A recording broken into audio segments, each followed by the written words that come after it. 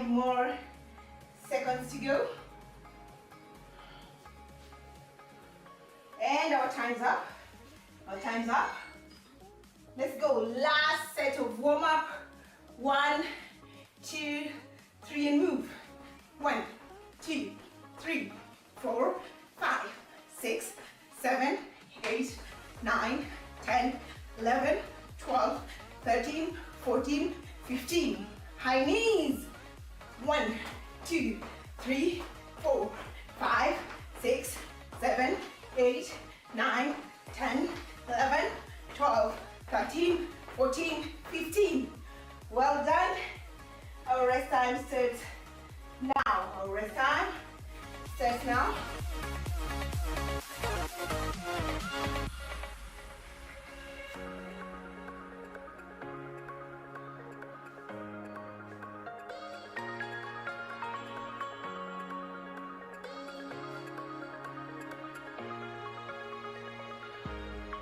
So we have 5 more seconds. 5 more seconds. 3, 2, 1, and time's up. Now, as you can see our setup as I had earlier placed, we're going to do hammer curls and bicep curls. So I'll demonstrate what hammer curls are. Alright, so get yourself seated, don't lean back, sit on the edge in such a way that you're able to sit upright. Alright, we're going to do 15 repetitions. 1, 2, 3, go. 1, 2, 3, 4, 5, 6, 7, 8, 9, 10, 11, 4 more, 12, 13, 14, 1 more, 15. Well done. Then we're going to get 30 seconds rest. 30 seconds rest. Starting now. 30 seconds rest. Starting now. So on the next set, we're going to do full bicep curl where we bring the water bottle here and all the way down. Remember, all this workout, you can use a dumbbell, you can use smaller water bottles, you can use anything that has weight, that has equal measure of weight on each arm, so it doesn't have to be a water bottle. So don't feel restricted to the water bottles I'm using here. It's only that it's what is available for me to use. There we go, time's up. Time's up. So we're going to take 1 water bottle, like that, and do a bicep curl. 1, 2, 3, go. 1, 2, 3, 4, 5, 6, 7, 8, 9, 10, 11, 12, 13, 14, 15. Well done. Our rest time starts now. Remember, we are doing 3 sets of the interchanging workout. We have the hammer curl and the normal bicep curl. Yeah. The hammer curl. As usual, walk around. After all, you'll be sitting down. 10 more seconds to go. 10 more seconds to go. 5 more seconds. 5 more seconds.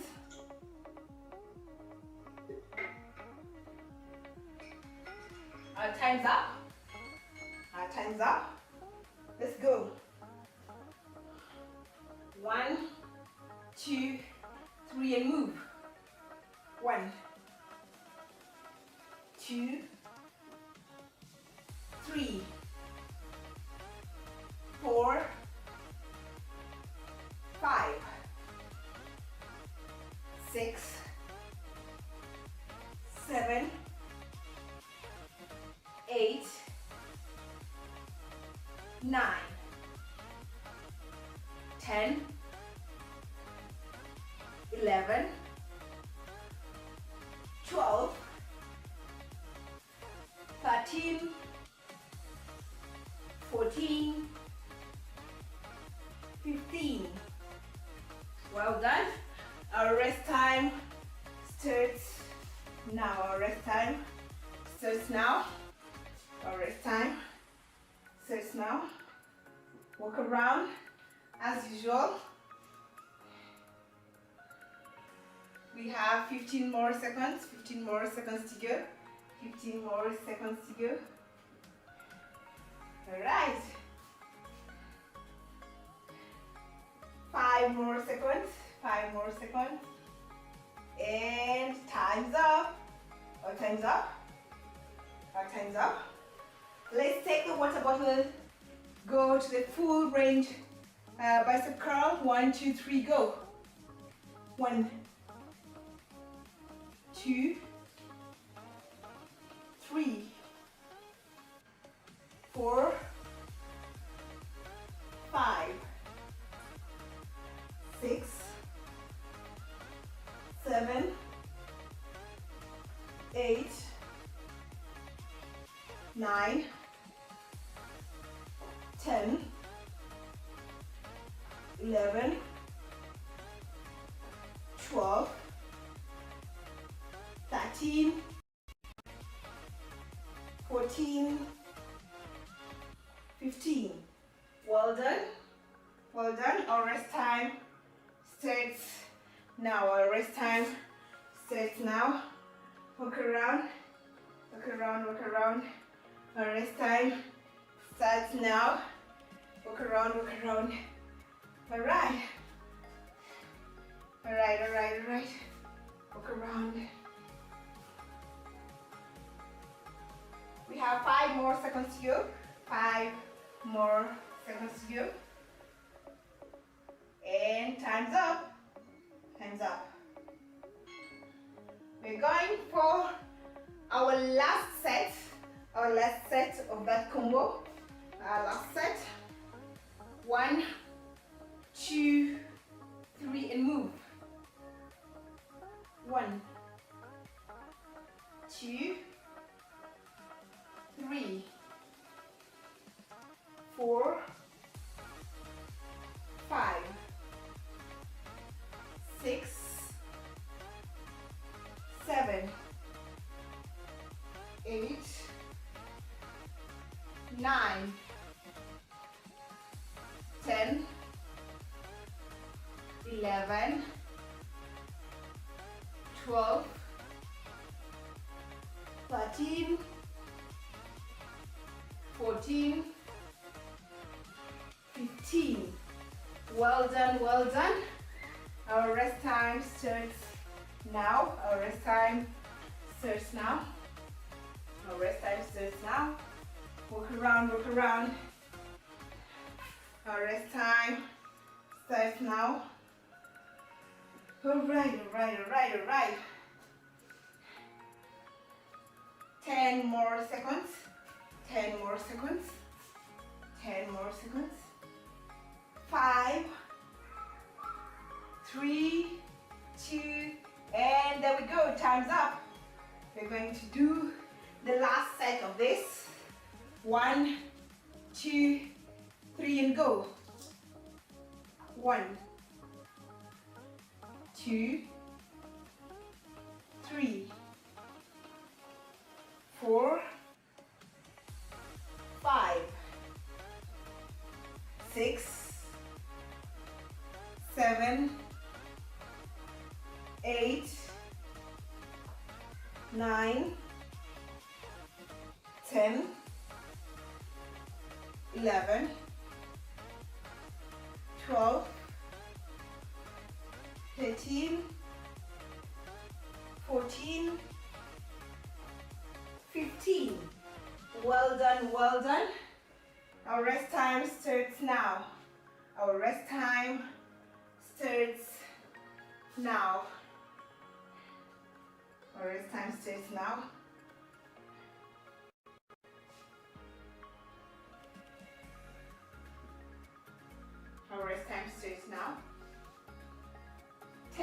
more seconds to go. 10 more seconds to go. And there we go. Time's up. Time's up. So our next workout is going to be a shoulder press. So we're going to use one of the water bottles. Sitting there, 1, 2, 3. 1, 2, 3, 4, 5. Above your head, 6, 7, 8, 9, 10, 11, 12, 13, 14, 15, 16, we're going to 20, 17, 18, 19, 20. Perfect. All right. Our rest time starts now. Our rest time starts now. Our rest time starts now.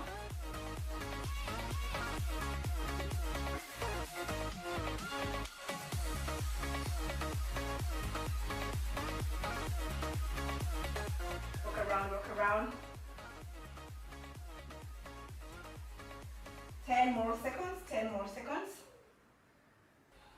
We're going to combine that with an upright row for the delts. We're going to combine that and also the traps. So you hold the 2 water bottles again. 1, 2, 3 and go. Yes, like that, like your elbows are pointing up. So let's go for 15. 1, 2, 3.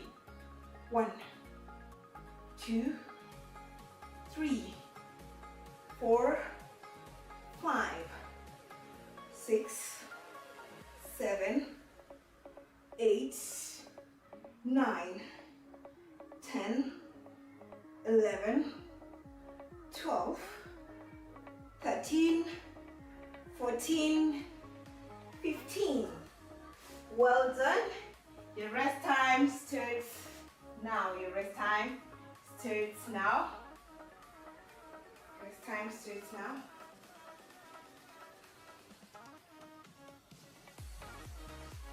Walk around. The rest time starts now.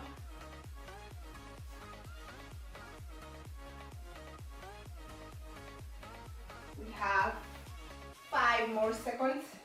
5 more seconds. And there we go. Time's up. Time's up. All right, back to the shoulder press. Back to the shoulder press. 1, 2, 3 and move. 1, 2, 3, 4, 5, 6, 7, 8, 9, 10, 11, 12, 13, 14, 15, 16, keep going, 17, 18, 19, 20. Well done. Our rest time starts now. Our rest time starts now. Our rest time starts now. Our rest time starts now.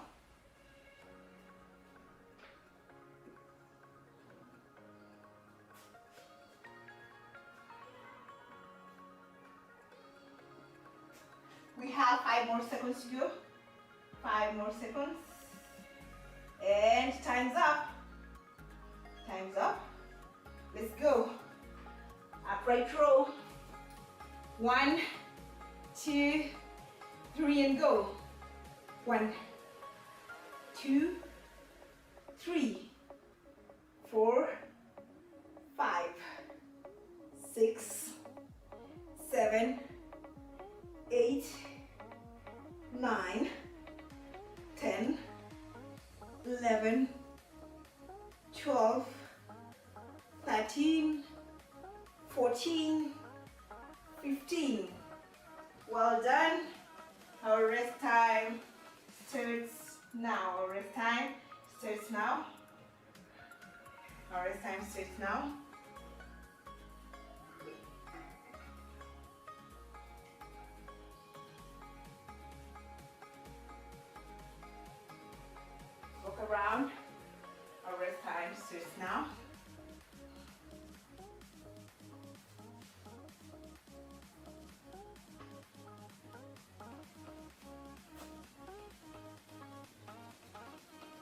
time's up. Time's up. All right. Set number 3. Let's kill it. 1, 2, 3 and go. 1, 2, 3, 4, 5, 6, 7, 8, 9, 10, 11, 12, 13, 14, 15, 16, keep going, 17, you got this, 18, 19, and of course 20. All right, your rest time starts now. Your rest time starts now. Your rest time starts now. Make sure you're walking around to give yourself active rest. Your rest time starts now. Make sure you're giving yourself active rest by walking around. We have 5 more seconds left, 5 more seconds of rest before we do the upright row. 5 more seconds rest before we do. Our time's up. Our time's up. All right, let me just pull this chair back because we won't need it for now. 1, 2, 3, and go. 1, 2, 3, 4, 5, 6, 7, 8, 9, 10, 11, 12, 13, 14, 15. Well done. So we're gonna put that aside. Our rest time starts now. So one thing we're going to do as our finishing workout for the day, we're going to do chair dips. Yes, chair dips are for tricep, but when you go low enough, you'll feel it on your shoulder. So we'll just maximize by trying to go as low as we possibly can so that it reaches our shoulder, right? So we're going to do like 10 repetitions times 3, 10 repetitions times 3. We have 5 more seconds. So if you're in the gym and you have that dip machine, just go as low as you possibly can until you feel this part of your delt. Right, so we're going to do that, but we're going to improvise because we are at home. All right, 1, 2, 3 and go until you feel your shoulder. 1, 2, 3, 4, 5, 6, 7, 8, 9, 10.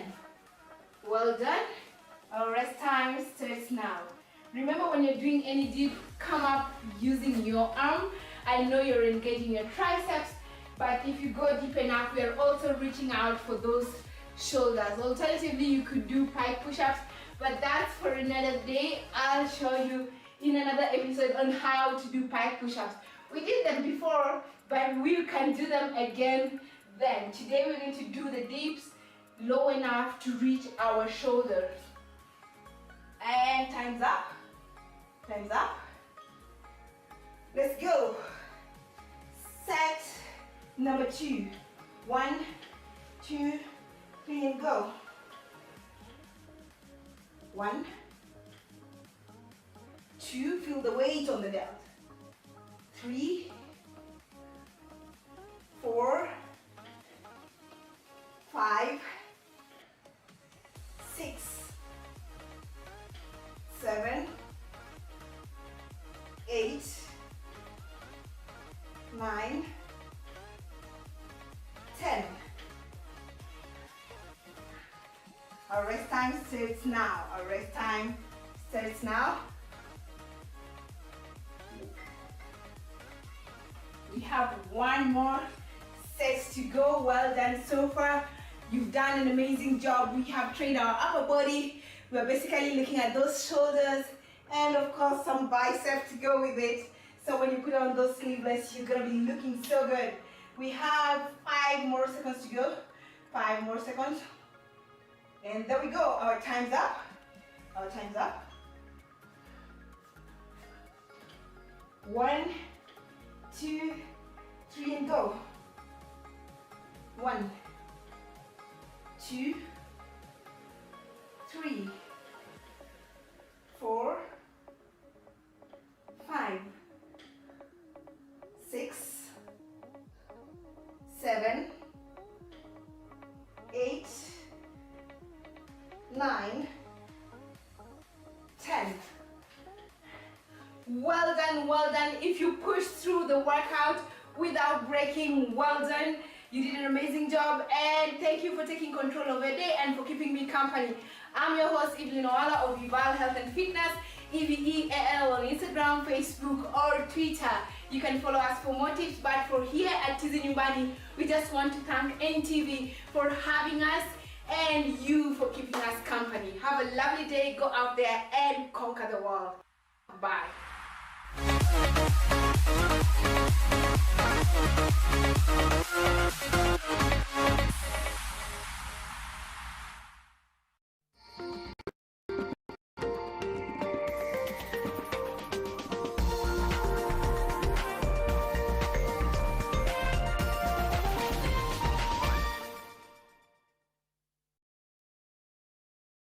I wiggle my finger. Kadogo and Juma are friends who love running. They run together every day. One day, Juma said, "Let's run across our continent, together with Africans from many countries. Let's go, we can do it." Now I can sit down and hear a story. What a relief! Thank you, Gold Crown. If regular milk makes you feel uncomfortable, try Gold Crown lactose-free milk. Milk that loves you. We are Nation, Africa's independent media brand. We are committed to empowering all Africans, from the young to the old, from the curious to the educated, and from the heart of the cities to the rural areas. We are Nation. Join us, because if you want to get far, you do it together. Nation. Empower Africa.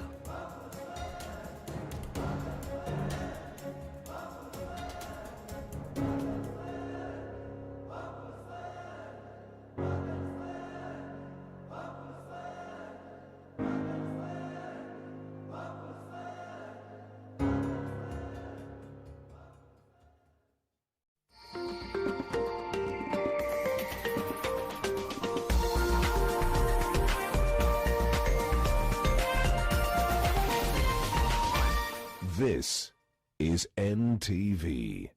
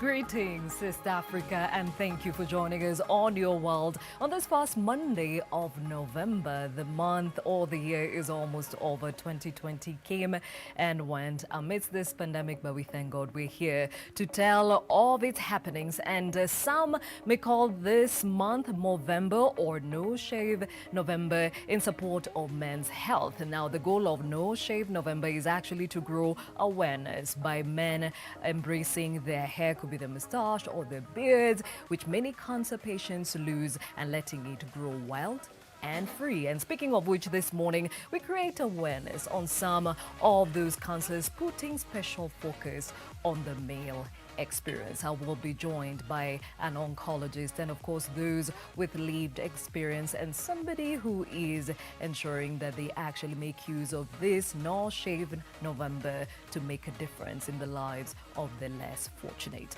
My name is Gladys Gashanje and this is what else you can expect. It's the Male Cancer Awareness Month, but what is the relation of that to men not shaving beards? Well, we find out today.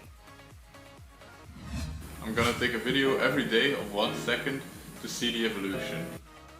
Have you ever seen a beard growing in real time? Well, you get to see this massive transformation. I would advise all men to go for screening every year, irrespective of your age. As I mentioned, today we shed light on prostate cancer and other cancers that affect men and the importance of creating awareness. Breach of privacy fears are high in Singapore after they introduce face scan IDs.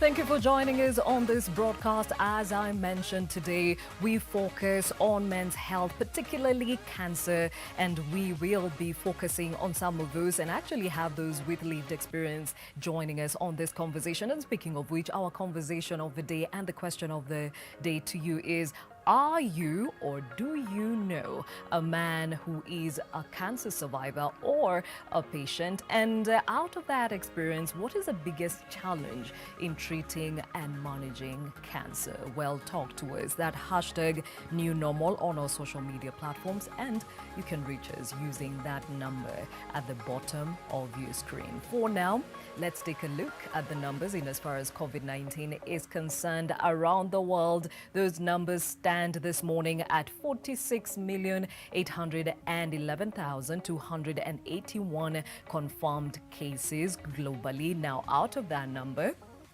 33,754,587 have totally recovered from the same, and unfortunately we have lost 1,205,209 people to COVID-19. In Kenya, well, that number stands at 55,877 confirmed cases of COVID-19, and out of that number, 37,194 people have totally recovered, and unfortunately we've lost 1,013 Kenyans to COVID-19. Now, this is a worrying number and the trajectory is looking very worrisome, and that's why stakeholders, health practitioners are saying do take care, do not ignore those precautions. Remember to wash your hands regularly, wear your face mask, and of course ensure that you keep your distance. Well, let's take a look at some of the other stories making headlines this morning. If you can have that up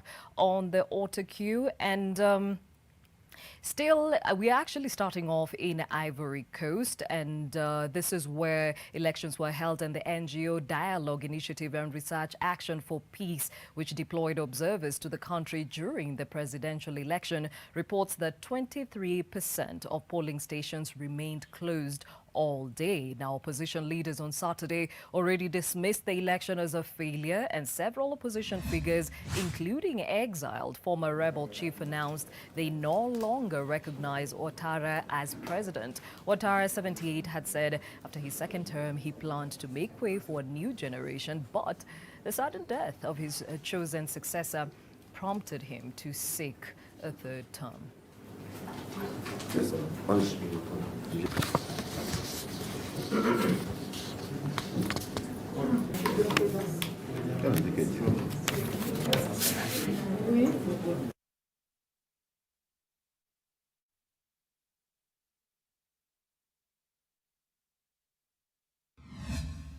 Now, on October 16th, French school teacher Samuel Paty is beheaded by a Chechen extremist in a Paris suburb after showing his pupils some of the Mohammed cartoons during a lesson on freedom of expression. Now, President Emmanuel Macron responds by issuing a passionate defense of free speech, vowing that the country will not give up cartoons. Now, the declaration and Macron's unveiling of a plan to defend France's secular values against the trend of Islamist separatism prompted an angry reaction from Turkish president. Now, he says Muslims in Europe are subject to a lynch campaign and calls for a boycott of French goods. In several Gulf states, French president has actually gotten, or rather French products have been taken off the shelves.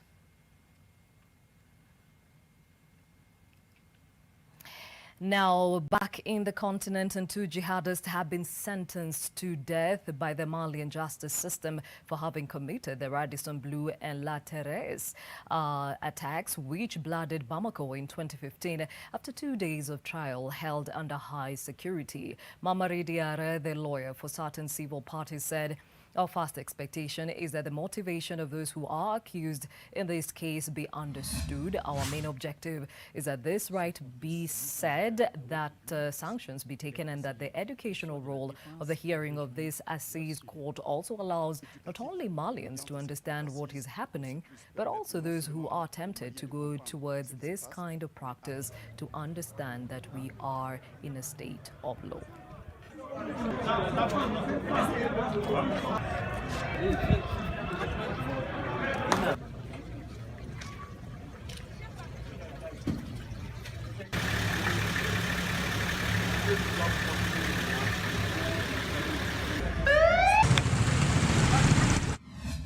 Elsewhere, South Africa's largest opposition party elects John Steyn Hussein as a leader who vows to take the centre-right Democratic Alliance to greater heights after a slump in electoral support. Fellow South Africans, I couldn't think of a more fitting place from me to be speaking with you today than this beautiful city of eThekwini. I did not run to become the leader of this party for its own sake. I'm here today because I want to take the DA to greater heights in a fight for our country, where each and every citizen has the power to build a dignified life. People want to stand on their own 2 feet as self-reliant, autonomous human beings. They want power and freedom to make their own choices and build a life they value. This is what the DA will offer under my leadership. People power, not state power.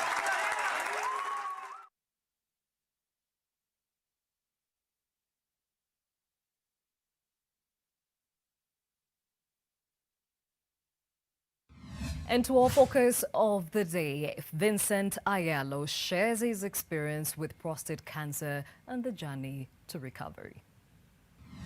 2010, I began experiencing problem in my urine. It was too frequent. I could go to toilet almost 6 times a night. That caused me concern. So I went to see a doctor. I was examined again for PSA, and they found it's 128. So they suspected cancer. I didn't believe that. I went for another test. After 1 week, it was 148. The doctor told me, this is dangerous, you must get down for treatment. By October, they started treatment. They started with radiotherapy. This was about 35 sessions. After that, they started hormonal therapy. What I'm doing now is purely management. Management involves suppressing the hormones so that the cancer cells do not have what to eat because they live on the hormones. Unfortunately, during the time when mine was diagnosed, I met all the things for my own pocket. That means my relatives and friends, because the NHI was not covering it that time. At the moment, I hope they are covering it, but for management, they are not. Treatment, they are covering a part of it. Life is precious, don't take it for granted. That thing I've learned, and my life is changed. I live positively, and I fight cancer positively. I would advise all men to go for screening every year, irrespective of your age.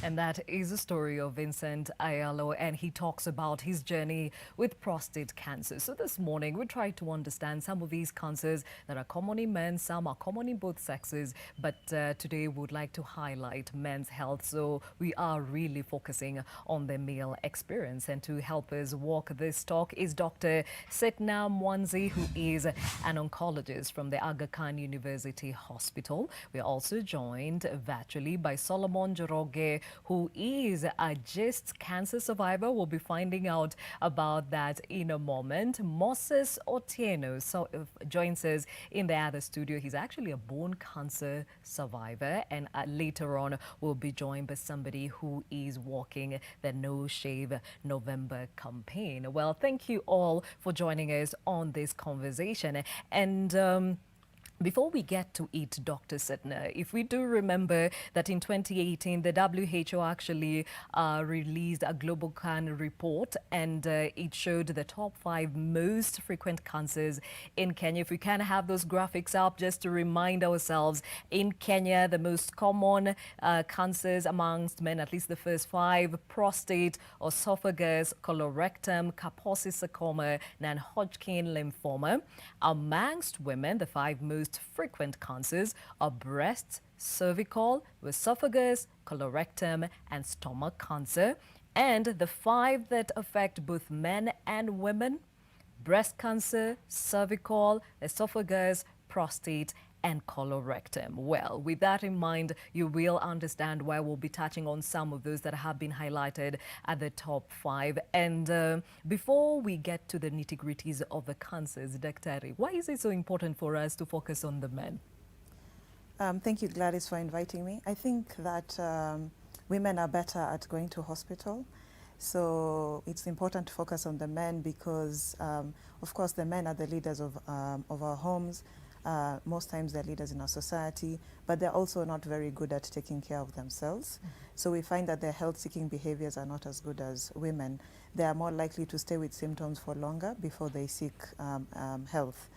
Also, in terms, if you're looking at cancer specifically, like you mentioned, prostate cancer, it's very easy to diagnose prostate cancer. There are lots of treatments for it. So these are things that men need to come and seek healthcare for because there are treatments available. Many times we are afraid to go to hospital because we think if I'm told I have cancer, it's a death sentence, and that if I find out I have cancer, I'm going to die. Whereas, as you've heard from the survivor, I mean, there's hope. He's done his treatment, he's still alive.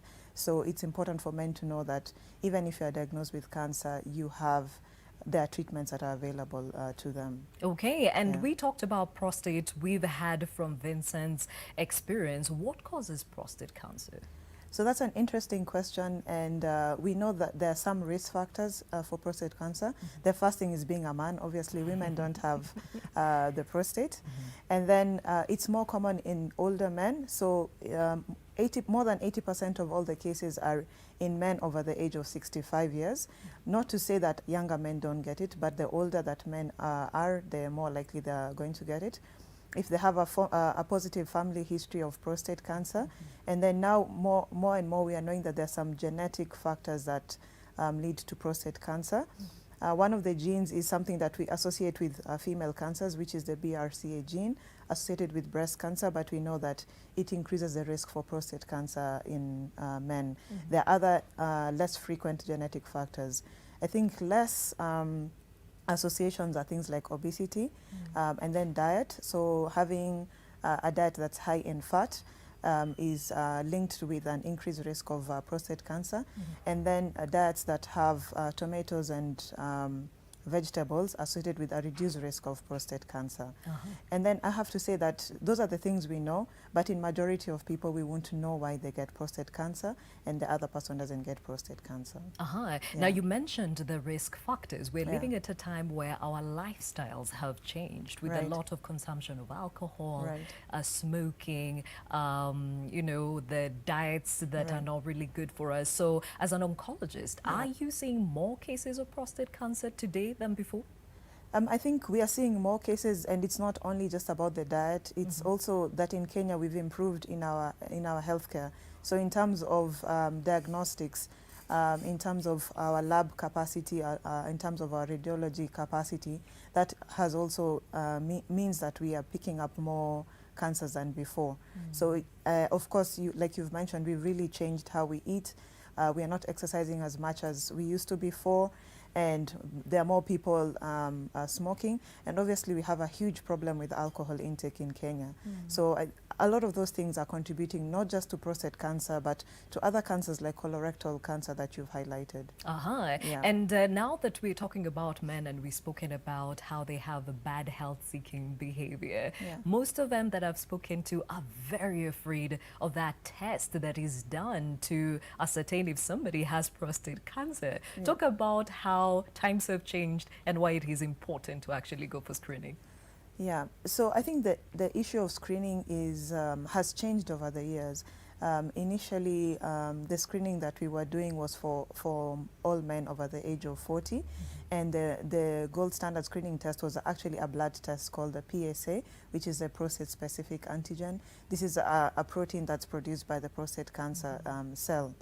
The other test that men fear is the digital rectal exam, where a finger is inserted in the rectum and you can actually feel the prostate through the rectum. And basically when you're doing the exam, you're looking for any nodules or any swellings, and you're seeing whether it is enlarged. So that's the thing that men actually find very uncomfortable, because it's very intrusive. We are looking up their backside, but it's also an important test. However, you can actually miss quite a lot of prostate cancer by doing that test, so it's actually not the gold standard.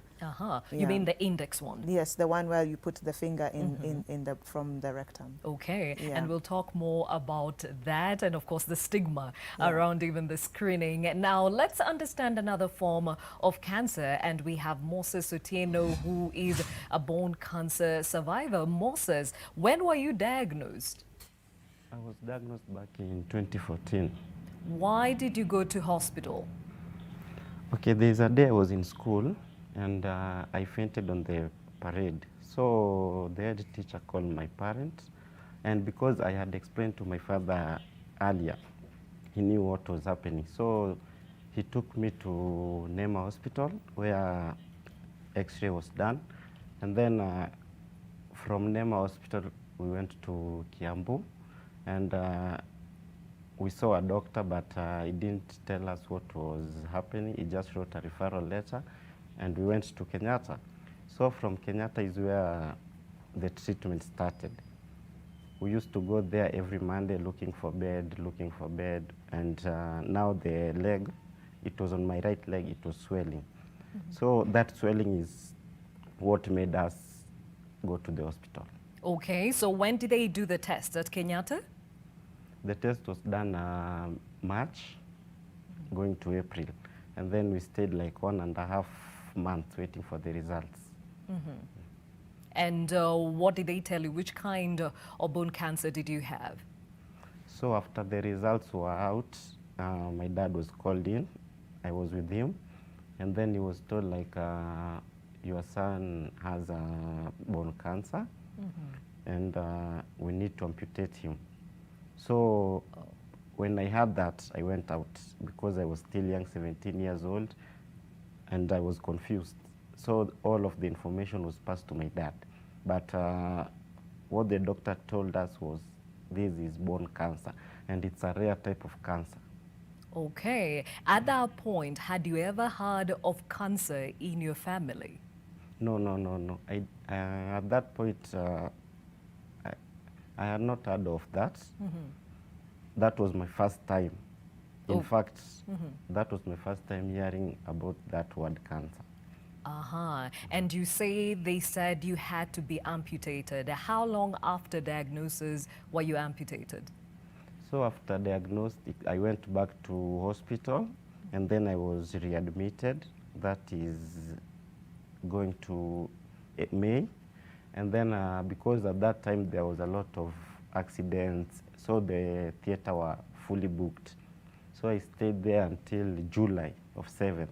Is when I went to the theater and I was amputated. Okay, now life after the amputation, I can imagine how much of it changed. But even as you go through the life, now that you're here to tell your story, are you still on medication? No. So the moment they amputated, you were good? So after amputation, I was supposed to go for chemotherapy, but back in 2014, chemotherapy, radiotherapy were not covered under NHIF. So I was supposed to have 10,000 after every visit, that is after 3 weeks. And that was a burden to my family. So I went through just one cycle. But when we went back, what the doctor told us was, for you, amputation was everything. So chemotherapy and radiotherapy were just to confirm that the cancer is out, but amputation was the main procedure. Okay. All right. Thank you for sharing your story. And Dr. Sitna, I'm sure Moss's story is one that you've heard in different quarters and presenting in different ways. I asked him which kind of bone cancer he was diagnosed with because there are 3 of them. Talk about them. So the bone can be involved in many ways. You can have a primary cancer of the bone, which is what Moses had called osteosarcoma. And you can have cancers coming from other areas that are affecting the bone, which is called metastatic disease. And that type of bone lesion will be like you have breast cancer and it spreads to the bone, or prostate cancer and spread to the bone. But primarily the bone cancers are the sarcomas he's talking about. So you could have the one coming inside the bone, which is osteosarcoma. You can have the ones that are like a chondrosarcoma, which is from the cartilage of the bone, and some called synovial sarcoma as well. So, I mean, I think those are very technical terms, but the important thing is if it's primarily coming from the bone, it's treated differently. If it has come from another disease and spread to the bone, it's treated differently. Now, he was only 17 years old. Is that a unique case? In the sense that osteosarcomas are most common in this age group, so a lot of our patients with osteosarcoma are either in this young teenage group or they're much older.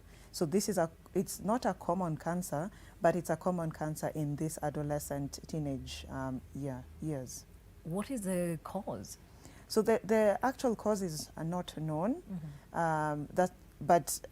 so it's actually not known why it occurs and why it occurs in this age group, but just to say that this is one of the common cancers that we see in the adolescent group. Okay, now in his case, he was amputated, never went through radiotherapy or chemotherapy. Was he just lucky? I think he was lucky. The standard treatment now is we do 3 cycles of chemotherapy before surgery, then have surgery, and then do another 3 more cycles after surgery, because we know that this cancer can spread to other areas, especially the lung. So the chemotherapy is basically to help to prevent this cancer from spreading. So he's been alive for 6 years without any issues, so he's very, very lucky that the surgery alone and one cycle of chemotherapy has kept his disease at bay, and we wish him the best. Yeah. Okay, and in this case, he says it was the first time he was hearing of the word cancer, meaning there perhaps wasn't any other family member with cancer. Is this common?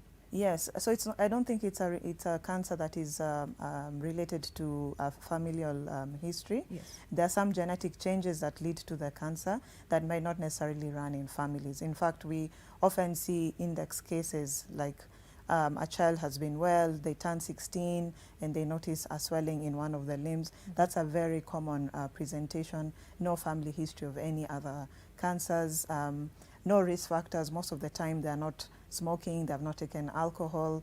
So there are some genetic changes, but no actual risk factor that we can do anything about to prevent this cancer. Okay. Yeah. All right. Now, a lot of information coming out of this conversation. Now, let's hear from Solomon, who is a GIST cancer survivor.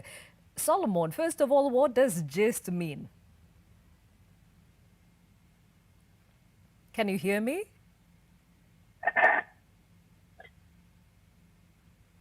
Okay, we seem to be having a technical hitch with Solomon, but we'll get over to him. Now, Moses, when you got amputated and you had to leave hospital and start life anew with this disability, how was life after that? So, amputation came with a lot of challenges, mostly negative and positive, because here I am, I'm still young, 16 years old, and I am amputated, so everything changed. But there is positive side to that, because I met other cancer survivors who came and gave me support. They shared with me their stories, and that's why I'm here today to share my story, because they gave me that courage. And my schoolmates, my friends, they were there, but life changed very, very badly. Okay, when you say life changed, what are some of the things you used to do that you couldn't do anymore? Okay, first of all, the feeling of like I have my right leg, I can wear 2 shoes, that changed.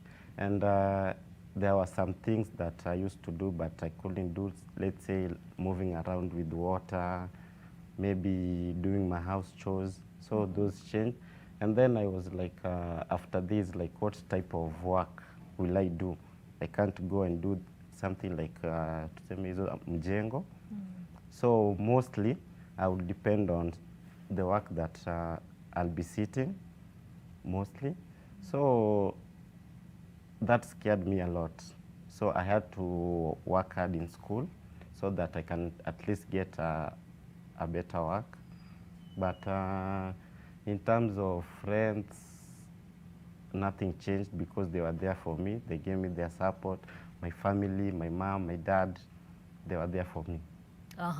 Now, listening to his story, he clearly is very blessed, because most people, cancer leaves you with a permanent disability, and it totally changes your life forever. And adjustment to this new life can be very, very intense for most people. Right. So as an oncologist, what is the role of psychosocial support? It's very, very important. Not just, so the initial diagnosis for most patients comes as a shock to them, because they don't think that this is something that can happen to them or happen to a member of their family. So just that initial, being told that you have cancer, and the way there's so much stigma and lack of information. So every time someone hears cancer, they think, oh my God, I'm going to die. So they need a lot of support at the initial time of diagnosis. They need a lot of psychosocial support throughout their treatment.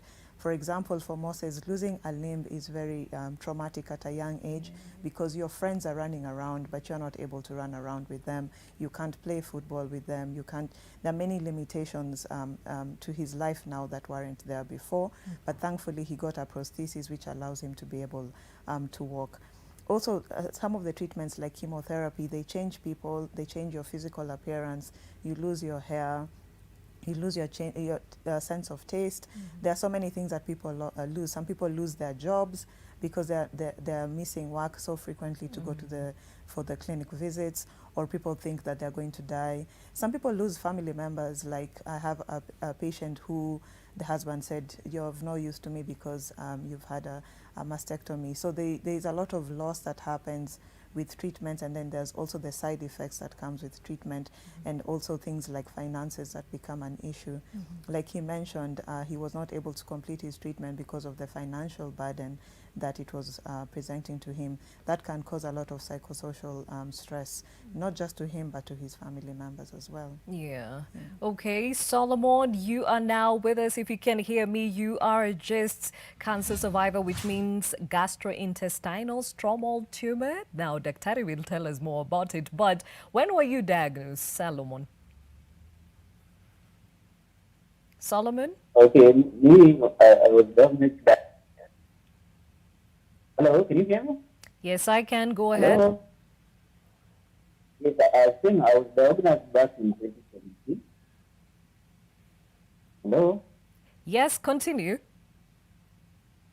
I was back in 2017, that's when I was diagnosed. And then thereafter I did first of all, I thought it was hernia. I thought it was hernia. And then after doing another diagnosis, that's when it was discovered that it was sick. Then I was advised to go and do it. Okay. Once the operation started back in 2017, since then I've been taking medication and this. Okay, now I can hear you in bits and pieces. Your connection is still a bit unstable, but let's just give you a phone call so you can give us more details on the same. In the meantime, Dr. can actually define for us what GIST cancer is. GIST is actually gastrointestinal stromal tumor. As the word says, gastrointestinal, so it's a tumor that will affect the gastrointestinal tract, so anything from the esophagus, the stomach, the small intestine, the large intestine. And this is a rare tumor that comes from the stroma or the connective tissues of this GI system. And because the GI system is very long, it can present in many ways. For example, if it's in the stomach, most people might have bleeding, like vomiting blood. They may have problems eating, weight loss, swelling in the tummy, so having a full tummy because there's a mass swelling. So it can present in various ways, and that is why I think many times the diagnosis is late, because it can, if you have like abdominal pain, most people are told you have ulcers or you have amoeba if you have change in your bowel habits. So it takes some time for it to be diagnosed. The reason why GIST is kind of different from other cancers of the gastrointestinal system is that they don't respond very well to drugs like chemotherapy, but there is a specific drug called imatinib, which is what Solomon is on, that actually helps to improve outcomes for patients significantly. So it's a special tumor in that sense that we can have a targeted treatment for it. So like he said, the mainstay, if it can be removed, that's the best thing. And if it can't be removed, for example, it has spread to the liver or other organs, then there's this medication called Gleevec or imatinib that really helps to improve outcomes for patients. So you're saying if it can be removed, just looking at that picture, if we can have it back on the screen, it is in a very, very delicate place. You can barely even see it. So is that what you have to consider, the delicacy of a surgery, or where it is? Like I said, it can appear in any part of the GI system. So many times these are large tumors, so the surgeon may have difficulty in removing them. And if the cancer has spread, for example, to the liver, then removing the primary is not necessarily the best thing unless someone is having significant symptoms such as excessive bleeding, or it is blocking the passage of food. So if it is caught early and it can be removed, that is the main treatment, and then we give them the tablets called imatinib. So it's the fact that it can appear in any part of the GI system means that the symptoms for different patients will be varied, and it means that the treatment, the surgical treatment will be varied for different patients. But ultimately, if they need to get tablet treatment, then this imatinib is very specific for those patients, in terms of getting response, and they don't respond very well to chemotherapy. Okay, now Solomon joins us on phone. Now, Solomon, you mentioned that the doctors thought you had a hernia. How exactly was it presenting itself? Oh, okay. It was because Please switch off your television. Okay. Yes? Yeah, I used to have a swelling. We seem to be having a feedback with your phone. Uh-huh. Can you hear me now? Hello? Okay, even as we sort that out for him, it presents like for him a hernia, which means there was a bulge in his stomach. And you say because of how it's varied from patient to patient, it increases the chances of misdiagnosis, right? Yes. Okay, so what should specialists really look out for to tell it apart? I think most of the times there will be a mass swelling, so proper imaging, so having a good CT scan to see exactly what the problem is before any surgery is done is important. And if possible, having a biopsy, which is the removal of a small piece of the tumor, to take it to the lab for testing. Because cancers of the GI or the gastrointestinal system are many, so this is just one of them. So getting an accurate diagnosis by the pathologist having a look in under the microscope is very important. Okay, now there is another cancer that is very similar to just even as Dr. is describing it, and that is colorectal cancer. Now we have John Kamau who went through that cancer, and he now shares with us his story.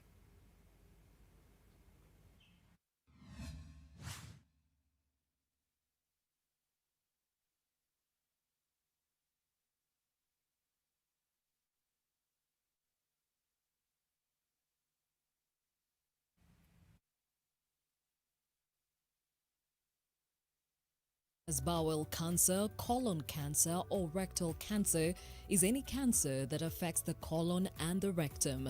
Colorectal cancer is one of the most common cancer worldwide and is easily preventable by routine screening.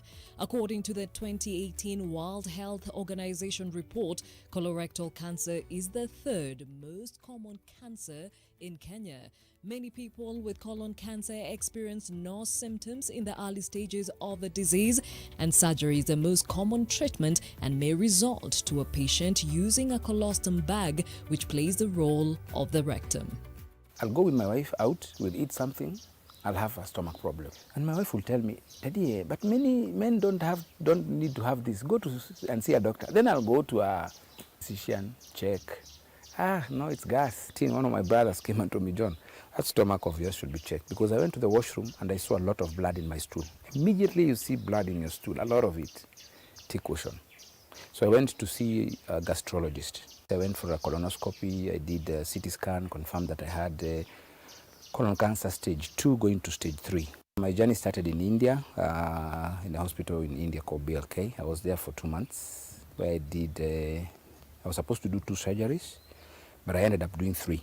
Something like colorectal cancer is not supposed to kill, because it comes, it's in a part that you can stay with. I've not been having a colon for the last 6 years, and I'm still surviving. We have been doing a surveillance on the colon cancer every 6 months, doing a colonoscopy and endoscopy until early last year, that is 2019, when we detected again there was rectal cancer. So we had to do another surgery that was done in May 2019, which was successful. So now I'm cancer-free. The doctors in India told my wife that I live only for 6 months. So according to the doctors in India, I was supposed to live until 2014, July. But because God is good, He has given me life, and here I am. 5-6 years almost going down the line. After the 6 months, it has become 6 years, so God is good. Cancer is really a challenge financially. I will still go a bit on NHIF, because when I was in India, NHIF did not do anything for me. The best thing I'll tell anybody going through cancer, trust in God, don't lose hope, keep fighting. Many have done it. We are here. We are many, in fact, fighting, and we are still soldiering on, and we know that God is with us. The story of John Kariuki will come back, and Dr. will explain more about colorectal cancer and why it's related to the other cancer she was talking about that is called GIST. Stay with us.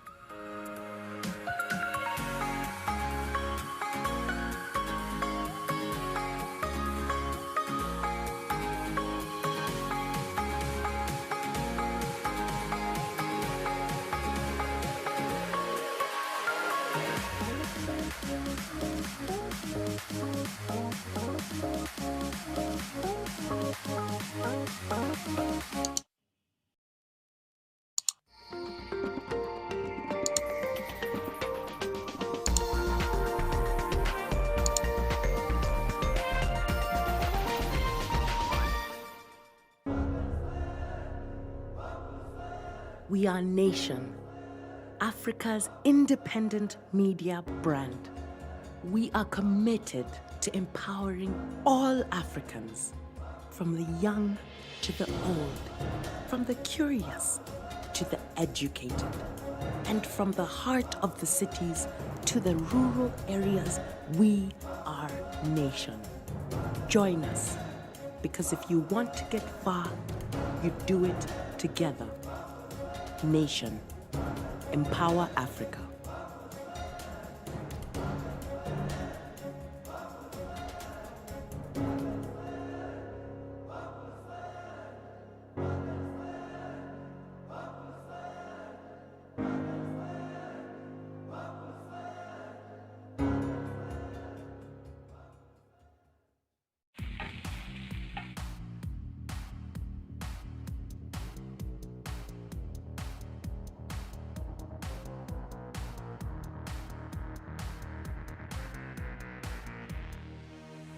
Welcome to Pishi Home Chef. Oh, just perfect. We're gonna be cooking breakfast. Making chicken mishkaki, carbonara.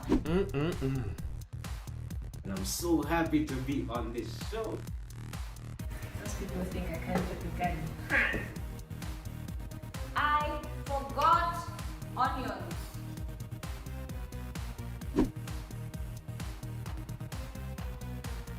So I have to call her, literally to call her and ask her, and say your recipe. Pishi Yuri. Check out at Pishi254.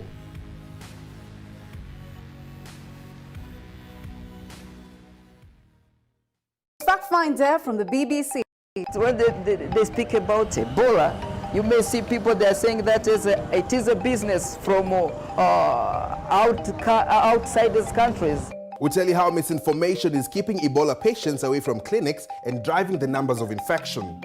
How did Nigeria go polio-free for 3 years? We went digging for the facts. And former Ghanaian President Jerry Rawlings recounts his experience as a victim of fake news. And we also tell you how social media posts saved a sick giraffe in a Kenyan game park. What a relief! Thank you, Gold Crown. If regular milk makes you feel uncomfortable, try Gold Crown lactose-free milk. Milk that loves you. Japo njia bora zaidi ya kuhakikisha usafi wa mikono ni kutumia maji na sabuni, katika baadhi ya sehemu wameweka mchanganyiko huu maalum wa kutoa uchafu maarufu sanitizer, na tunahimizwa kila tunapotumia tuhakikishe kwamba sehemu zote za mkono zimeupata mchanganyiko huo kwa kufanya hivi kwa takriban sekunde 20 hivi, na tuhimizane wenyewe kwa wenyewe kufanya usafi, manake wapo mwenzako hatafanya usafi basi anakutia wewe hatarini.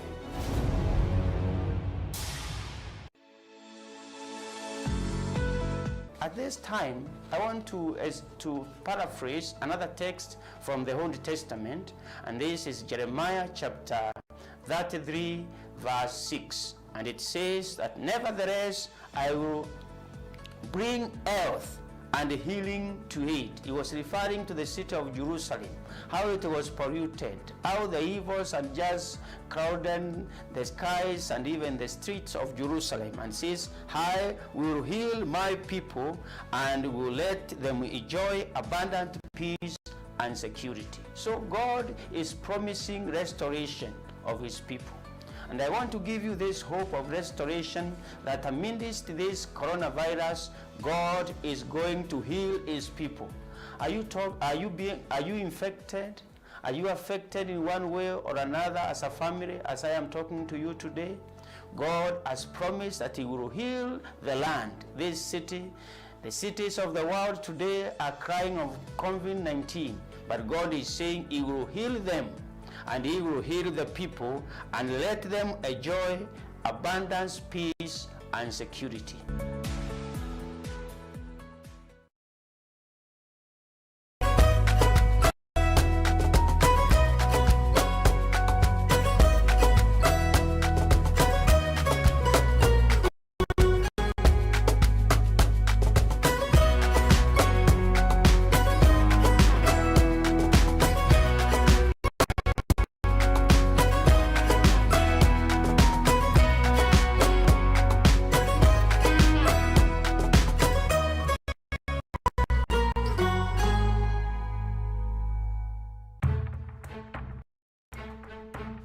Finding meaningful stories takes more drive and passion.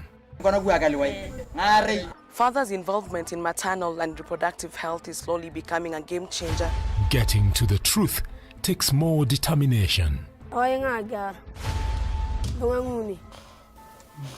Hakuna mke umeshikwa. Hakuna. Nilikuwa kilio changu ni watoto wanapata shida chakula. Lakini nimeona Kenya yetu watu wamenishika mkono. Finding real solutions takes more understanding.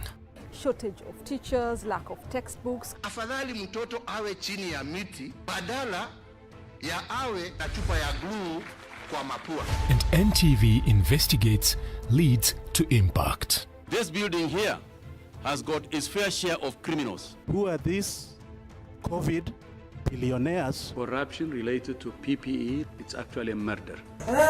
So these are patients with cerebral palsy. From what I saw being aired in NTV, it really broke my heart. NTV, stories that impact you.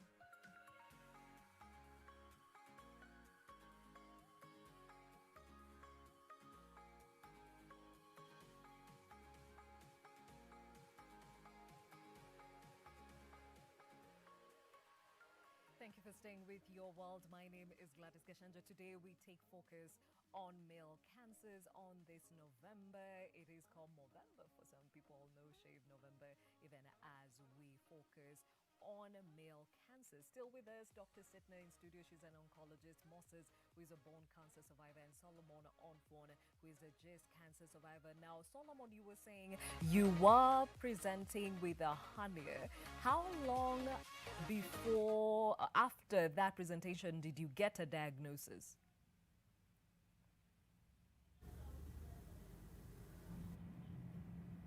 Solomon? How long after that presentation of the hernia did you actually get a diagnosis of cancer? Okay, after after I thought it was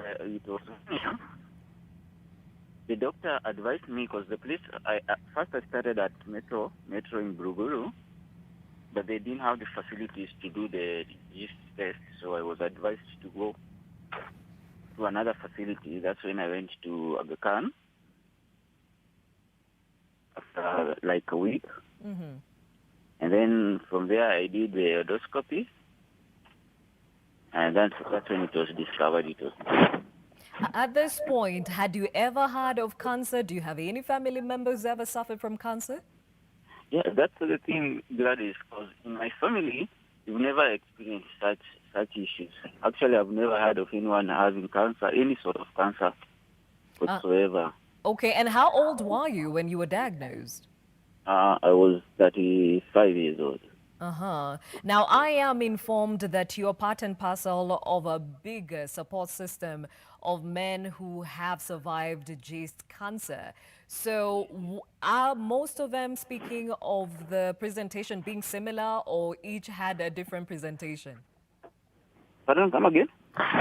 Were the symptoms similar for most of the men, or each comes with different presentation? Okay, quite hear you. Okay, you can hear me? Not really. Can you come again? You're breaking. I'm asking, Yes. in that support group you're in, do the men all have the same kind of symptoms, or did they experience it differently? I can't quite hear you. Okay, then we'll sort you out in a moment. Now, Dr. before we went to break, we had from John Kariuki, who is a survivor of colorectal cancer, and we've had about the presentation of just how are they similar and how is it easy to actually confuse the two? So I think they're both involving the gastrointestinal tract. So the colorectal cancer is cancer of the large bowel and the rectum, which is a last part of the large bowel where the fecal matter comes out from. So they could present in a similar way. The most common presentation is change in the bowel habits. Some people will have constipation, some people will have diarrhea, and like John said, blood in the stool is a really is a very, what can I say? It's like a sign that you need to get checked. Every time you have blood in your stool, you need to get checked. And because it's affecting the gastrointestinal system, weight loss can be one of the presentation, change in like loss of appetite, vomiting. Those are things that can happen with colorectal cancer. But the most common thing that patients present with is a change in how they are going to the stool, either constipation or diarrhea, and blood in the stool. Okay, now colorectal cancer is actually one of the top 5, cancers, both in men and in women. Are you seeing more of presentations or these cases coming to your hospital? Yes, so we are seeing a lot more colorectal cancer, and we are also seeing younger patients, not just before it was thought to be a disease of those who are over the age of 50. So we have quite young patients coming in, 30-year-olds, 28-year-olds, coming with colorectal cancer. So, that's the age group that's most likely to ignore their symptoms because they don't think that this could be something serious. I think the reason that it's increasing is also because we've changed our diet. So a lot of red meat, a lot of nyama choma, alcohol intake, smoking, those are some of the risk factors. And then in some people it's familial. You'll find that there are several people in the family who have history of either colon or rectal cancer. And that's because there are some genetic changes that are also associated with colorectal cancer. So a lot of the things is because we've really changed how we eat, what we do. Yeah. Okay, and when it comes to cancer, we are always encouraging screening. Now, for these kind of cancers, especially those in your gut, how do you ensure screening? Yeah, so screening is actually recommended for colorectal cancer. In people with average risk, that means that they have no family history or no non-genetic problems in their families, then the screening is recommended from the age of 50 years. And what we do, there are several tests that can be done. One is a stool test to look for blood in the stool. The other one is what the survivor, John Kimani, was talking about, having a colonoscopy. A colonoscopy is basically a test where they put a scope, which has a camera at the tip through the backside, and it goes and checks the whole length of the large intestine or the colon. So that's the screening that is done. And the screening from the age of 50, and it's done every 10 years. And those people who have a higher risk, the screening is started much earlier and the frequency is more than the people like the rest of us who have average risk. Now, you mentioned that there are more younger and younger patients coming to you. So if you're saying I should start my screening at 50, then shouldn't we now start changing around this age as when you're supposed to do the screening?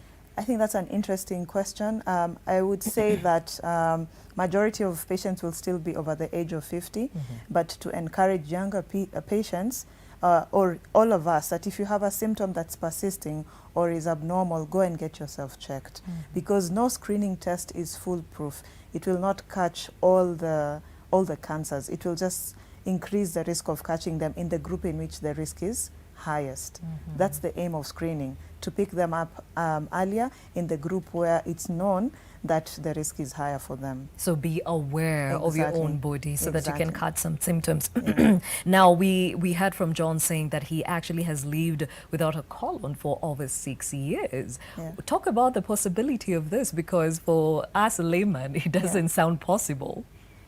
It's quite possible, and what happens when the patients with colon cancer go for surgery, they most often don't get all the whole colon removed. A large part of it is removed, but there's a part that is still remaining, so that it can help with the remainder of the digestion and the removing of the toxins.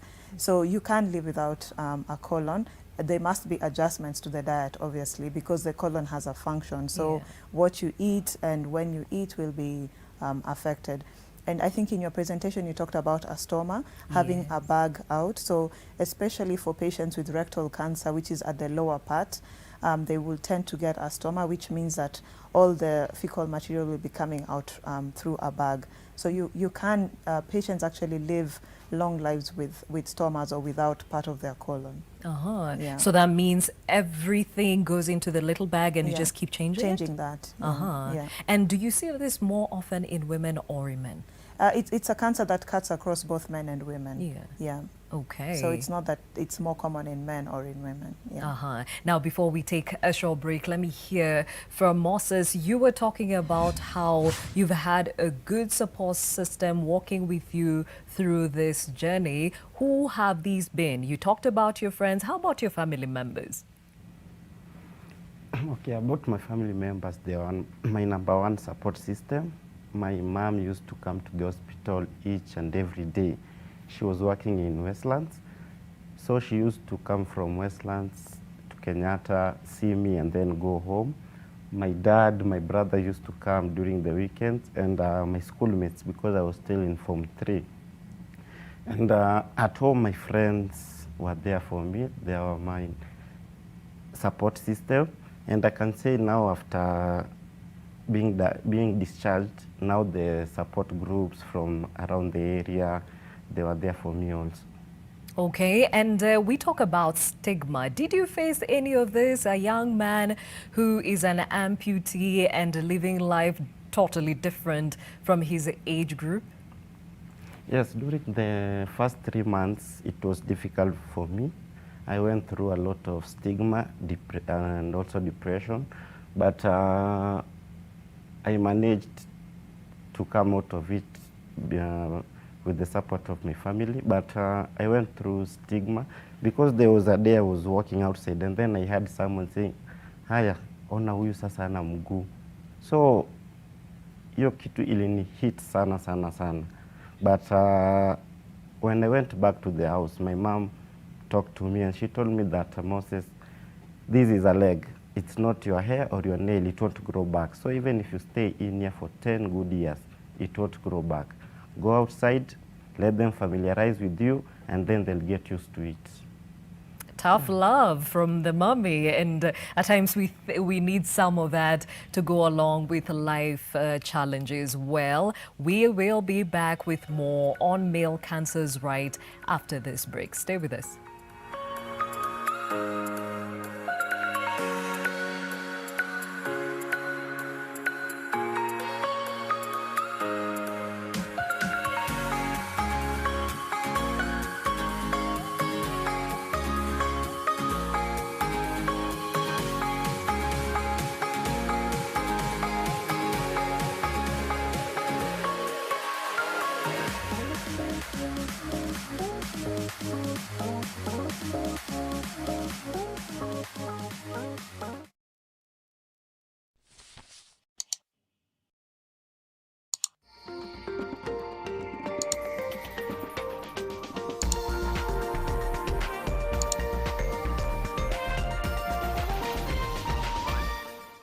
Get to Bonga 10 and enjoy 100 minutes Airtel to Airtel. Upgrade to Bonga Plus 20 to get 100 free minutes Airtel to Airtel, plus 10 additional minutes to all networks. Dial star 544 hash. Not just for a few, but for every one of you. Airtel, the honest network.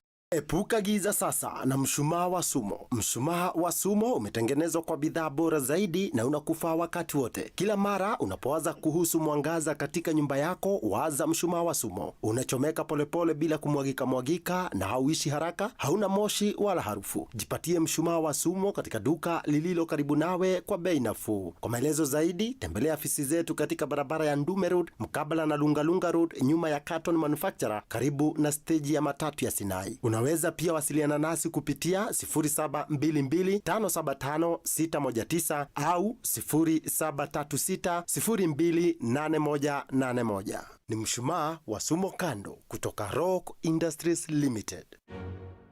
If my mother could have told me what is FGM all about, maybe I could have said no.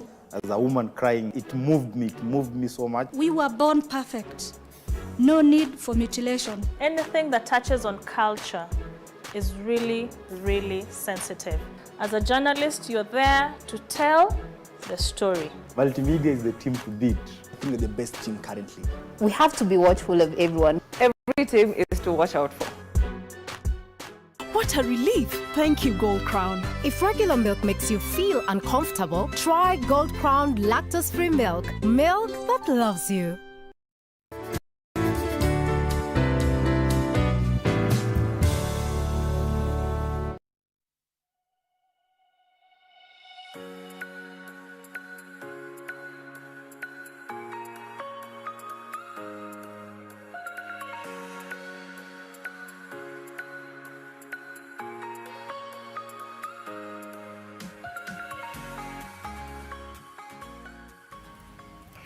Thank you for staying with Your World. My name is Gladys Gashanja. Now, I know you have probably heard of or taken part, if you can have the autocue moving, of Movember, which is the month that we take time to actually cater for the needs of men, especially in their health department. And this No Shave November is one that is taken to think about the cancers amongst men. However, do you actually know what is No Shave November and what it's all about? Well, here is a snippet. We all know that No Shave November has become one of the most known trends in the past few years. But it started with a sad story back in 2009, when members of Chicagoland Hill family decided to use this as a means to raise money for charity. And this was in remembrance of Matthew Hill, the father of 8 Hill children who passed away from colon cancer in 2007. Since then, it has become a tradition of having this month. What No Shave November aims is to spread cancer awareness and raise charity to aid people suffering from it. How people can participate is keeping their razors, trimmers, waxes and everything that people use on grooming down for a month of November and let their hair grow free. And donate the money that they would typically spend on grooming for the cause. Till date, noshave.org has raised over $2 million for cancer patients. And that is the reason why we are focusing on cancers and especially the male experience. And I was just talking to Dr. Sidney. We just came off October where we talked about breast cancer a lot, which sounds like it is focused on the women. And I guess it's time we created November as a tradition focusing on men, right? Yes, I agree. Yeah? Okay. Yeah. And even as we understand more and more about male cancers, I'd like to hear from Solomon. If you can hear me. What was the treatment plan that you were given? Daktari said you are on medication. How long after did you start feeling better? Okay, after the operation was done back in December 2017. And then after recovery, after when I was out of the hospital, that's when I was discharged, I started on medication. That is back in January. I've been on medication until date. I'm supposed to take the medication for about 3 years. Then from there, I'll be advised whether I'll reduce the dosage. It will depend. Again, it will depend on the diagnosis. Okay. But so far, so good. So are you saying you never went through chemo, radiotherapy? Actually, lucky for me, I never went through chemo because after the operation, I was told now the best thing to do is to manage it, to keep the levels down, so I started immediately on medication. And when you say managing, what else do you do apart from the medication? Diet, what do you consider? Okay, on part of diet, I was what I did. I just cut down on sugars. I do a lot of exercise. Nothing much changes, and I don't do alcohol. Okay, how old are you again, Solomon? Right now I'm 38 years. I'm 37, going on 38. And that surgery or even the survival of this cancer, has it changed anything about your lifestyle? Things that you cannot do that you used to do before? Yeah, actually it has, because you see now, I cannot do. I used to do a lot of physical exercises, like I used to play football, but now due to the nature of the medicines that I'm taking, I cannot do that, because one of the side effects of the medicine is that your skin becomes very light. Now you want to avoid things that would make you bleed. A lot of physical contact you have to avoid. And earlier we were talking to Moses about his experience with stigma. Have you ever divulged to many people, or is this the first time you're actually talking about your journey with just cancer? Yeah, a few of my workmates know, my family members know. But the thing is about stigma, I wouldn't say it's really there. But the thing is, people start treating you with a lot of delicacy. You see, like if you are at work, people will feel that wataki kupatia zile job ngumu because wanajaribu kukupembeleza. That is what I can say. Na sasa kama mwanaume wanasema mwanaume ni effort, wewe inakukasirisha wakati mwingine? Sana. Because you see, like me, I used to love playing football so much. Now I can only watch. Everyone can, it changes a lot in your life. And we've talked about the beauty and the importance of psychosocial support. Who is your support system, Solomon? I have a wife, my family, and also I'm this group for cancer survivors called Hands of Kenya, which has really been supportive. Because you see, after when I was diagnosed, I didn't know anyone who had gone through such issues. Yeah, so I can say it has been of really good help. Okay. Now, Moses, Solomon talks about how he had to change his diet. He's more aware of what he eats and his lifestyle, basically. For you, are there things that you are more aware of now? Yeah, for me now I'm aware, because now at least I have information about different types of cancers, the risk factors, and diet. So at least now I can say that when I see a particular thing or a sign, at least I can relate it to a certain type of cancer. Okay, and are there things about your diet that you had to drop and others you had to add? Basically, when you are diagnosed, you are told don't eat this, take this, do a lot of exercise, because that physical inactivity, when you are not active, that is a risk factor. So we've been conducting a lot of walks. I participate in a lot of exercise, and I also play amputee football. So there is where I get my exercise and I keep fit. Oh, very well done. Now, Dr. Sitner, the reason why I'm asking this question is because apart from the poor-seeking, health-seeking behavior, men have been said to be less active and they do not really care about their diet. And there are those who say, cancer haipendi sukari. Please, is this a myth or a misconception? We can start with the cancer haipendi sukari. That's a myth. I think that, and it's a myth that is perpetuated through all the cancer survivor circles. There's no direct evidence to say that taking sugar will increase your risk of cancer. Of course, having a good diet is important, and by that means it's a balanced diet. cutting down on our carbohydrates, which we take a lot, having enough protein, having enough fruits and vegetables, which we don't obviously have a lot. And then, like what Moses said, exercise. So, and especially now because many people are stuck in their homes, they've had to be creative about exercise and ensuring that you're keeping active. Yeah. Okay, now Moses, through this whole process, you said you, at least NHIF came through for you. No, actually you said you did not go through chemo and radio because you did not have the funds for the same. So how did you cater for your medication? Off pocket? Okay, for my medication, NHIF came through. Okay. It was not only covering the chemotherapy and radiotherapy, but for the treatment, it did cover. And for you, Solomon, did you have an insurance cover? Yeah, lucky for me, I had insurance and also NHIF. Okay, and is it still covering your treatment to date? Which one now? The medication? You said you're still on medication, right? Still on medication, but now I only do insurance. Insurance? Yes, insurance covers for the medication.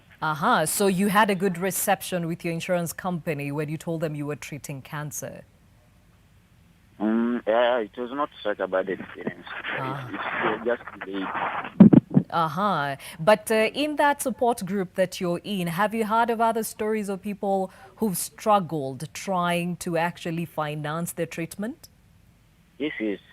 And what are the stories? The stories are, managing cancer can be quite expensive, especially if you don't have insurance. Yeah, but NHIF really comes through. And also we do support each other. We really do support each other, yeah. Okay. Moses, I am curious, who catered for your amputation? NHIF. Yeah, it was all under NHIF. Okay. Yeah, it paid the whole bill from hospital bed, the food, the amputation. So now chemotherapy and radiotherapy, that was the one we're supposed to pay for. Okay, now Daktari, when it comes to financing cancer, most people have said it can literally cripple you. Talk about this. I think because cancer is a journey, unlike other journeys, it starts from needing a lot of tests before you are diagnosed with cancer. So we talked about having scans done, which can be expensive. Having a biopsy done also can be expensive. So even before you get to a diagnosis, people may have spent 100 to 200,000 shillings coming to a diagnosis. And then after the diagnosis, the treatments tend to be many treatments. So some cancers will require surgery first, so there's the cost of the surgery, and then some people require chemotherapy and radiotherapy. And the chemotherapy can range from anything between 3 months to 1 year, and the drugs can range from between 5,000 to $8,000 US per month every 3 weeks. So you can see that it can be quite taxing. And then we have a lot of issues with financing that. A lot of people are doing like a co-share between a national hospital insurance fund, personal insurance, and a lot of the cost will be out-of-pocket cost. So it can be quite crippling to many cancer patients. Yeah. Okay, and do you have, or is there a facility that actually cushions those that are from really poor backgrounds but really do need help? I think that NHIF has really stepped up in from 2017 in improving access to cancer care. So they've given support for imaging, they've given support for radiotherapy, for surgery and chemotherapy. So, and a lot of this care can be accessed in government facilities at reasonable cost. The problem with that will be that there will be so many patients going to one facility, and that will lead to delays in care. And then just encouraging people to pay for their NHIF, because we have to give something to get something. So those in employment, it's naturally removed from their salary, but those who are self-employed have to pay a minimum of 500 shillings every month so that they can access this care. And if possible, people should access other forms of insurance as well, because trying to get all your treatment out of pocket will be quite expensive. I have somebody making a comment here. With men being the heads of the home, the providers of the home, when they're struck with cancer, some choose to die than have to actually invest in the treatment of the same. Have you faced this? Not really, and I think that's kind of like a negative notion, because you need to live to continue providing, and a lot of the cancers, like we said, if they are caught early, you can like John, an excellent example of someone who's been alive for 6 years, doing well, able to provide for his family. So there is no reason we should lose life because of the notion that you're saving someone or saving something for the rest of the family. A lot of cancers are quite treatable and curable if caught early, and even in stage 4 disease, you can still go to work and do your things as long as you're getting treatment. Okay, so gentlemen, I know it can be scary. It can be scary for everyone, but as Dr. is saying, when you get screened, treatment and management is possible. So do put in some money in your NHIF, and of course, if you're able to get your private insurance, even better. Cancer is not a death sentence, as Dr. is saying. Now, in the month of November, men the world over come together to celebrate Movember. Now, Movember is an annual event involving the growing of mustaches during the month of November to raise awareness of men's health issues such as prostate cancer, testicular and men's suicide rates, etc. Now, our roving reporter Brian Mushiri went to his barber Tony from Barberia Platinum to have an in-depth conversation on Movember. This morning on Your World, your voice brings me to one of Kenya's premium barbershops. It's Barberia Platinum. Believe it or not, I get my shave here. And I'm here to speak to my good friend who's my barber. He's called Tony. And because we're in the month of November, Tony celebrates the No Shave November month. So why would Tony want to celebrate such a month, yet he makes his money off cutting people's hair? Come with me.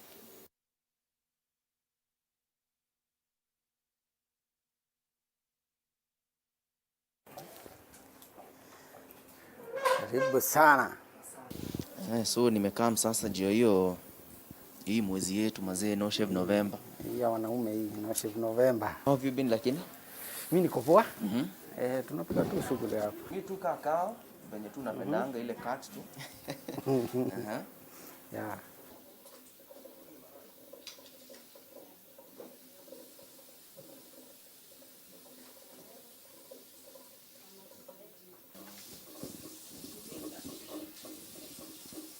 Mbona una celebrate mwezi kama huu na saa hiyo wewe ni kinyozi, unatengeneza pesa yako kwa kunyoa watu? You have to care about your society. Then you No Shave November, it's all about tuna celebrate wase wenye wako na cancer, prostate cancer, then kuna suicide. So na push wase wenye mimi nyoa at least tukwe kimoja.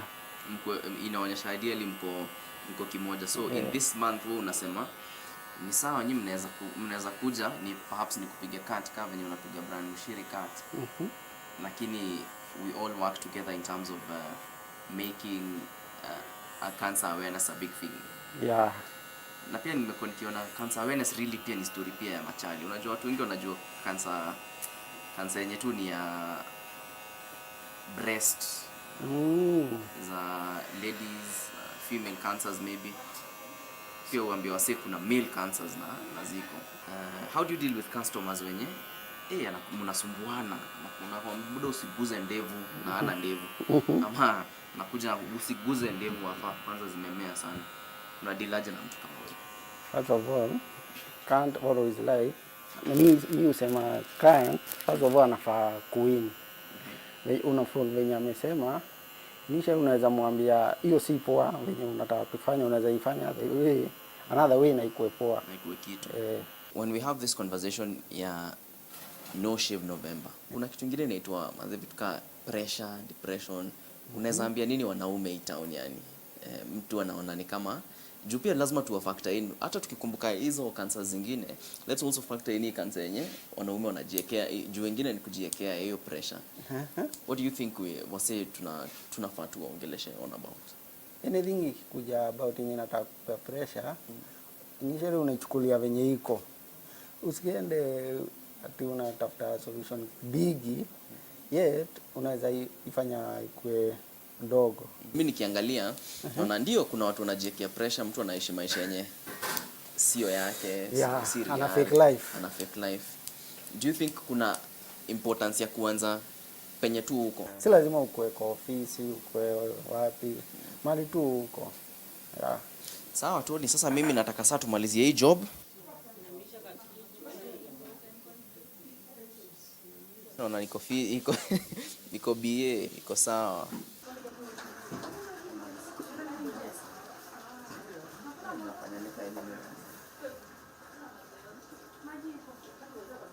That has been my experience here at Barberia with my barber, Tony. Now, this month, the month of November, we celebrate the No Shave November. That explains why I didn't get my hair cut. At least I just got my outline done. Now, guys, we need to show unison for all men out there with cancer and to raise awareness on male cancers. For NTV, I'm Brian Mushiri.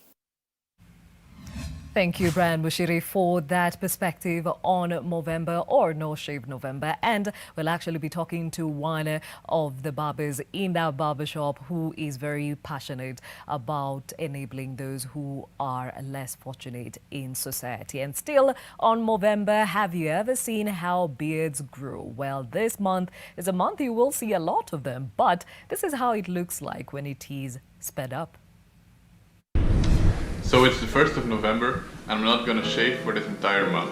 I'm gonna take a video every day of 1 second to see the evolution. Today I started with a clean shave.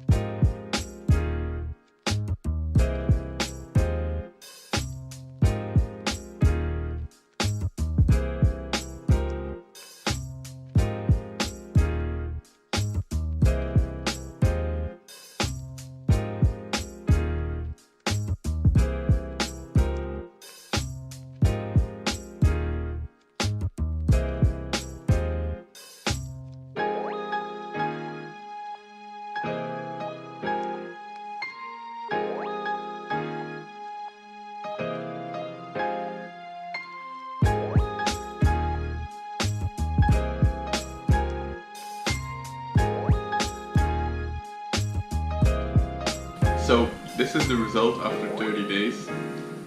It's the 1st of December now and I'm gonna shave because it's starting to get annoying. So see you in the next one, guys. Bye. So just in case you've always wondered why around this season men stop shaving their beards, their mustaches, well, it's in solidarity with those that are cancer patients or survivors. And we are intentionally creating awareness amongst men because we need to actually have more men go for screening. And as Dr. said, they have more or have bad health-seeking behavior. So let's talk about these things. Let's understand from other men so that we may be able to reach more men. And speaking of which, our question of the day to you this morning was, are you or do you know somebody who is a cancer patient or a survivor? And what is the biggest challenge in treating and managing cancer for you? Let us know that hashtag new normal if you can have them on screen. Kevin Ombre, who says, please, I urge Kenyans pray for good health because it's not only in Kenya where you don't want to get sick. Well, Kevin, we hear you. Junior says, I'm here. And comes our leaders forcing us to accept BBI rather than working on how to improve our health sector. Junior, I hear you. And we can only do our part. Purity Wanjiko says, knowing my dad died of it. Purity Pole Sana. Alfame Zawadi says, amputation. So sorry, bro. This is to Moses, but hey, we celebrate him because he's here to tell of his story and also create awareness amongst men. And speaking of which, Moses, you walk today with a story of, winning over cancer, but there are many who lose that fight to cancer. What is your message of encouragement, especially for men who say, hospitali siwezi enda? Okay, for me I can say that as I know men, we don't like to talk, we don't like to come out and share our grievances or our stories, but I can tell them that the more you talk, the more you'll get people out there who are going through the same experience, and you'll get a perfect support system who will be there for you. So men, we should talk, we should come out, and at least once in a year, we should go for those screenings, be of any type of cancer, prostate, bone cancer. Let's just go out there, have our screening, and know our health. Okay, very well said. Do we still have Solomon on the phone? Okay, Solomon, you are also a survivor, and you've heard that men need to pull up their socks when it comes to checking up on their health status. What would be your words of wisdom to them? Okay, me, what I would tell men is we should normally go to checkups. We go to checkups often. And also, let us try in as much as we can to come out whenever we have these problems. Because you see, the problem is just when we keep things to ourselves. Like for me, ilikasana before I could, actually until today, sijai were free to talk to people, tell them ABCD, I'm going through ABCD. So what I can tell people, let us open up, especially us men. Very well said, Solomon. And the question here to you, Dr. Ari, is the fact that men do not speak about it. Men are shy about going to hospital or even talking about their journey. The question is, as a hospital or even in your clinic, are you more sensitive to their needs to ensure that you actually edge them on to be the ambassadors? Yeah, definitely. And I think that sometimes men, they would come to the clinic and I'm a woman and they'd be like, there's some things I don't want to talk about because they feel shy about talking about things. Women are very open. They will share anything and everything with you. So it's also encouraging like our women to also encourage the men to go to hospital. So it's a collective responsibility for the whole community. It's not just the one person. And if you look at it, most of the survivors you hear of are women because women speak up. So if we have people like Victor, Moses, Solomon, and John just speaking about their journeys and that they are fine now or they're on treatment, then other men will be like, okay, it's okay for me to go out and share my story and to go and get checked. Yeah. And full disclosure, I have to say that I had a prostate cancer survivor to join us this morning, but literally 5 p.m. yesterday, he shied away and said he did not want to talk about it, which is the story with most men. But as you've heard from Moses and Solomon, it is important that fellow men hear from men in as far as their journey is concerned and the fact that there is hope at the end of the tunnel. And speaking of which, it was intentional that we had a female oncologist on set to talk about this because also there is that fear that when a man goes to hospital and finds a female doctor, they shy away from it. Talk about your experience. Yeah, so I mean, I think just talking about specifically prostate cancer, it's a cancer that affects a male genital organ. Yeah. So talking about problems passing urine, problems with sexual relations, problems with passing stool, they have like, they're afraid to say it. But once you make them comfortable, they actually open up and are okay. So I think that it shouldn't matter whether you have a female doctor or a male doctor, you should just have a good doctor to take care of you and to take you through your journey. And whatever you say in that clinic space is confidential. We don't go and say, oh, that guy, you know, he had this and this. So just being comfortable with any doctor as long as they're a good doctor for you. Yeah. Okay, now right after this break, we'll talk to the Baba I mentioned to you, who is dedicated to cater for those who are less fortunate in this November month. Stay with us.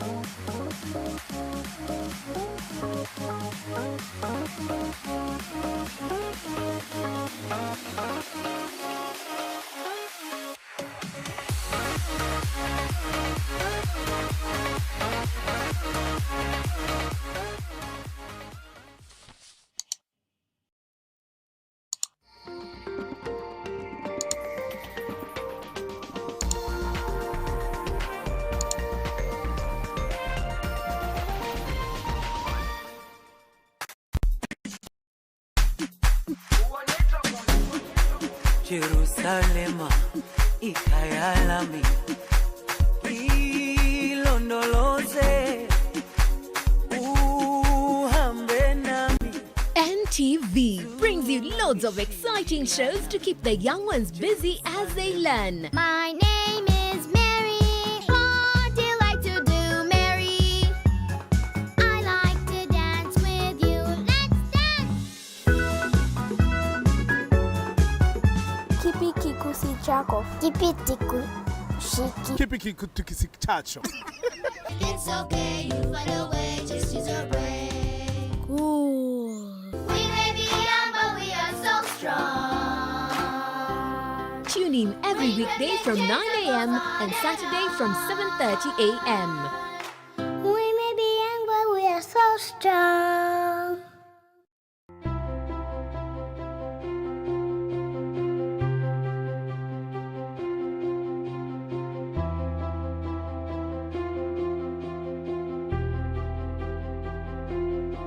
Bank wakasema mwenye ako na loan tuende kwa bank.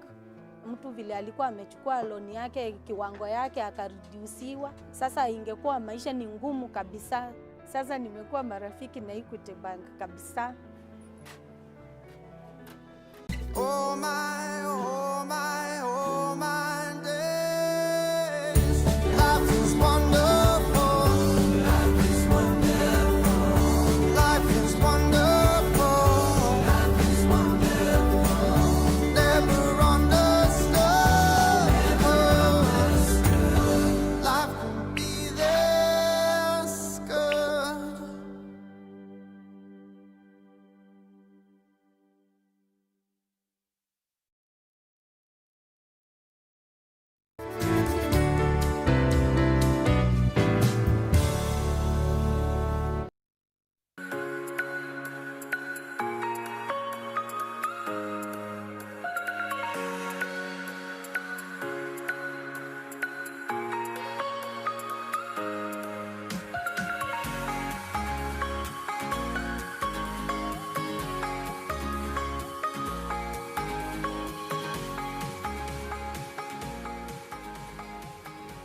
Thank you for staying with Your World. Let's take a look at the other world. Now, tech survey Singapore will become the world's first country to use facial verification in its national ID scheme.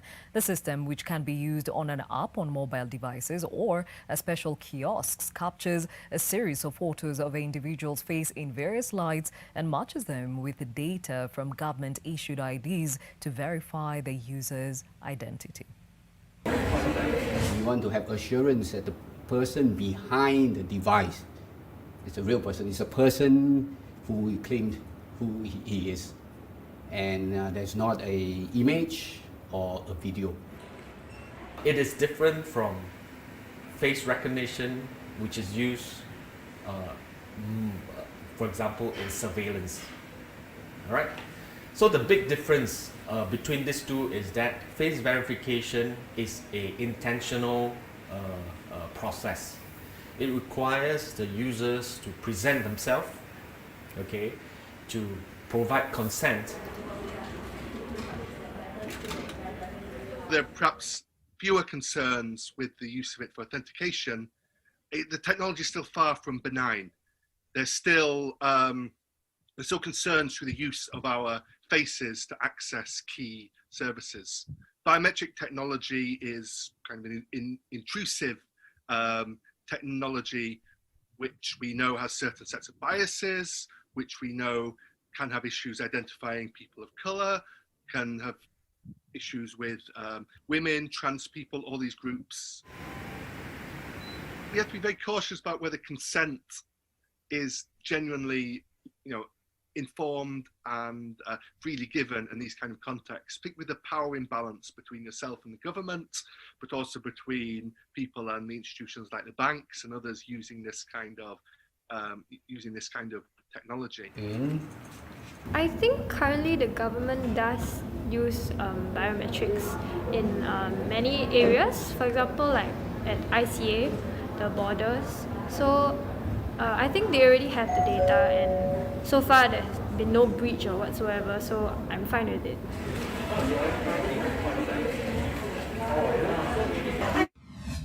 Now, from monitoring vital signs to filtering filthy air and even translating speech into other languages, the coronavirus-fueled boom in mask wearing has spawned an unusual range of high-tech face coverings. As masks become the norm worldwide, tech companies and researchers are rolling out weird and wonderful models to both guard against infection and cash in on growing trends.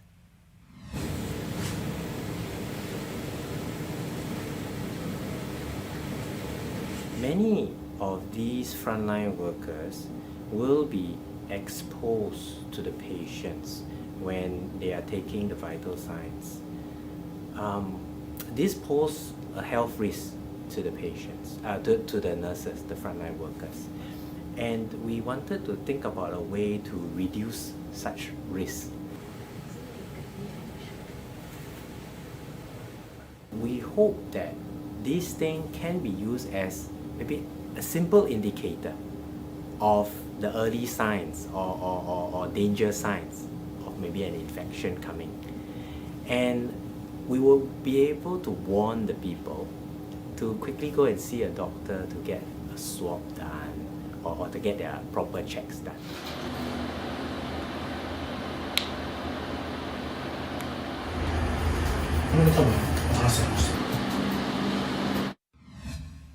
Velocity, an electric flying taxi which takes off vertically like a helicopter, has been showcased in France. The president of the Ile-de-France region says this is one of the partners of a project together with the RATP and the ADP group. Real-life test flights are due to begin in June of 2021. It is totally electric, therefore it is decarbonated, therefore it does not pollute, and then it brings a new solution, and it is totally innovative. It's very exciting to think that we are inventing a new mode of transport.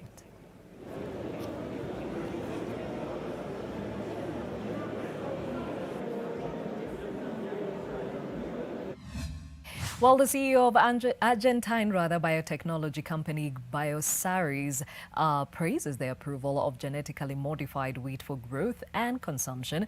An environmentalist is raising an alarm on the effects of the same as the South American country becomes the first in the world to approve genetic transformation in wheat. Experts in the Winter Cereals Committee of the National Seeds Institute expressed concern over the government green-lighting of the project. In a letter, they warned that no country approved the use of transgenic wheat varieties due to the non-acceptance by local and or foreigners consumers of products made with transgenic crops and the difficulty of keeping GMO and non-GMO production separate. They said eventual approval by the Brazilian government does not guarantee that mills, bakeries and individual consumers will agree to buy our GMO wheat, and if they do, there is not a guarantee that they will do so without a price discount.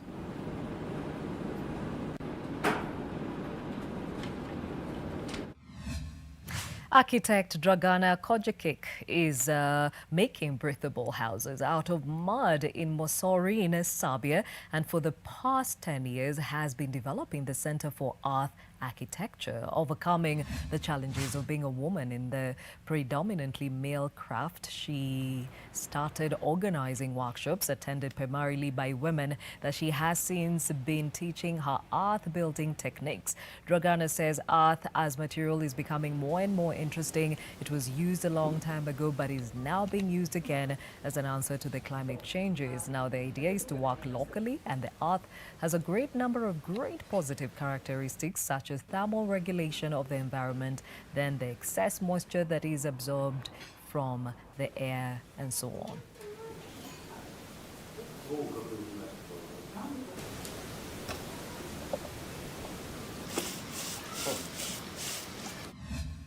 In Dubai, Crown Prince Sheikh Hamdan bin Mohammed inaugurates the Hamdan Smart Station for simulation and training as Dubai introduces a facial recognition system on public transport to beef up security as the Emirate prepares to host the Global Expo exhibition. Now, the director of Dubai's Transport Security Department says we at the Transportation Security Department aspire to raise our performance by building on our current capabilities to ensure a high level of security in metro stations and other transport sectors to achieve the UAE's and Dubai's ambition to make the transportation sector highly secure.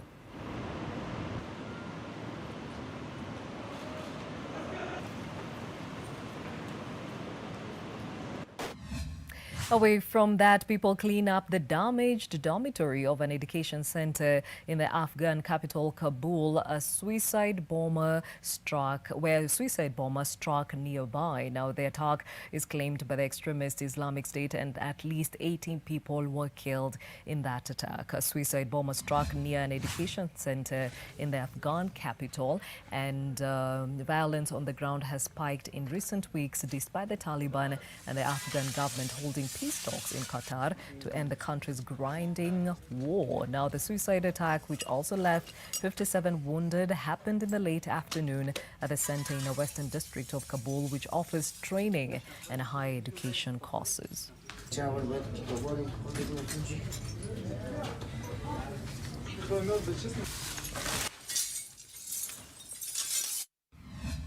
Now, under strict health and safety measures, the first tourists arrive in Varadero, one of Cuba's most famous beach resorts, after a 7-month shutdown imposed to prevent the spread of COVID-19. And now one of the Cuban tourists says as soon as we entered the hotel, they immediately took our temperature and poured the liquid on us, that is the sanitizer. You can see how they are clean, or how they clean all the tables with the chlorine. There is a lot of protection. And another tourist said the buffet is good and tables are apart from one another, and the cleanliness is good. Everything seems good.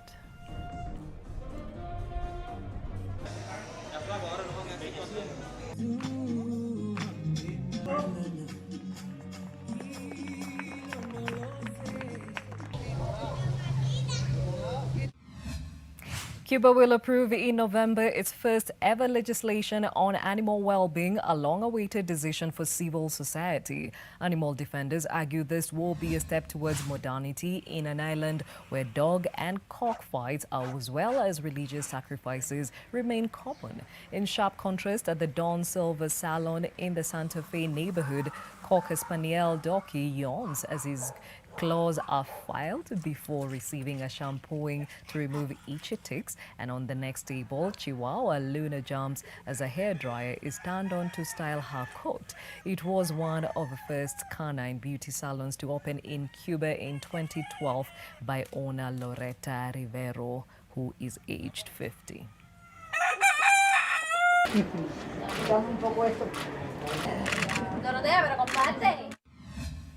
And back to our conversation of the day, we are focusing on male cancers on this Movember or No Shave November. And speaking of which, we are now joined on the phone by Nilo Rado, who is better known to you as Dola Barberia. He's a barber and founder of Nilo Rado Family Foundation. Now, Barberia, this has been a culture for you for the last how long?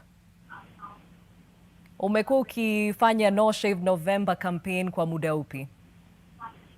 Hello? Unanipata? Yes. Umekuwa ukifanya No Shave November campaign kwa muda upi? Hi. No Shave November, it started last year. Tulikuwa tunafanya fundraising ya kusaidia au patients wako na ugonjwa ya cancer.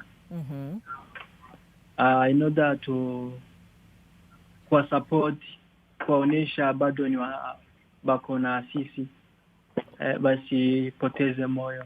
Okay, na ukisema kusupport, mnawasupport vipi?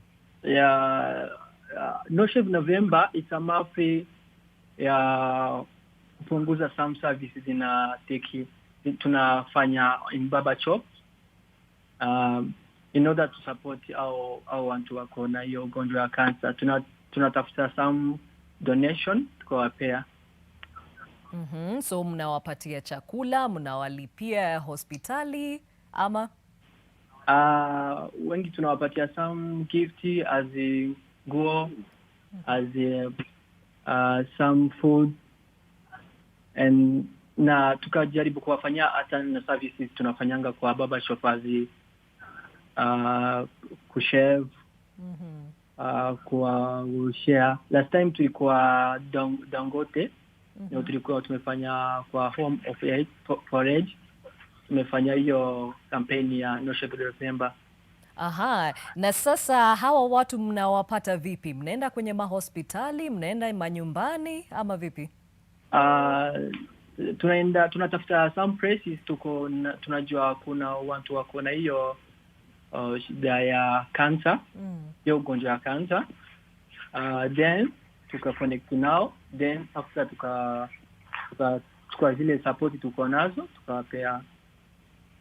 Aha, na sasa wale customers ambao wanakuja kwenye barber shop yako, unawajulisha vipi ambavyo wanaweza saidia pia? Already this month tunafanya some discounting in order to jaribu tusaidia au patients wako na cancer.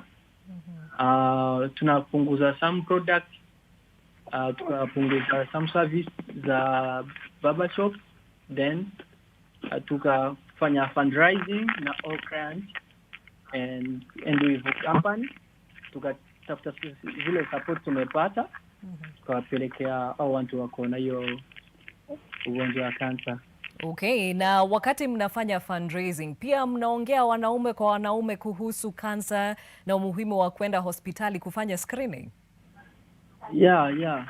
Tunafanyanga juu already it's a mark of cancer. So lazima tunamwelezea No Shave November what is that.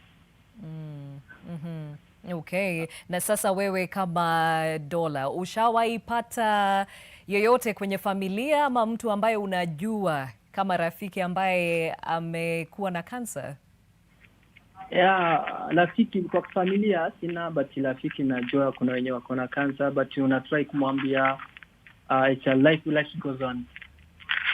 Ukamwambia, ukamwelezea, na yeye anaweza kaa sana asikufe na moyo. Okay, sasa kuna celebrities wengi ambao wanakuja kwenye barber shop yako. Wanakusaidia na hii foundation na kusaidia wale ambao wanaishi na cancer? Kuna project tulikuwa tumefanya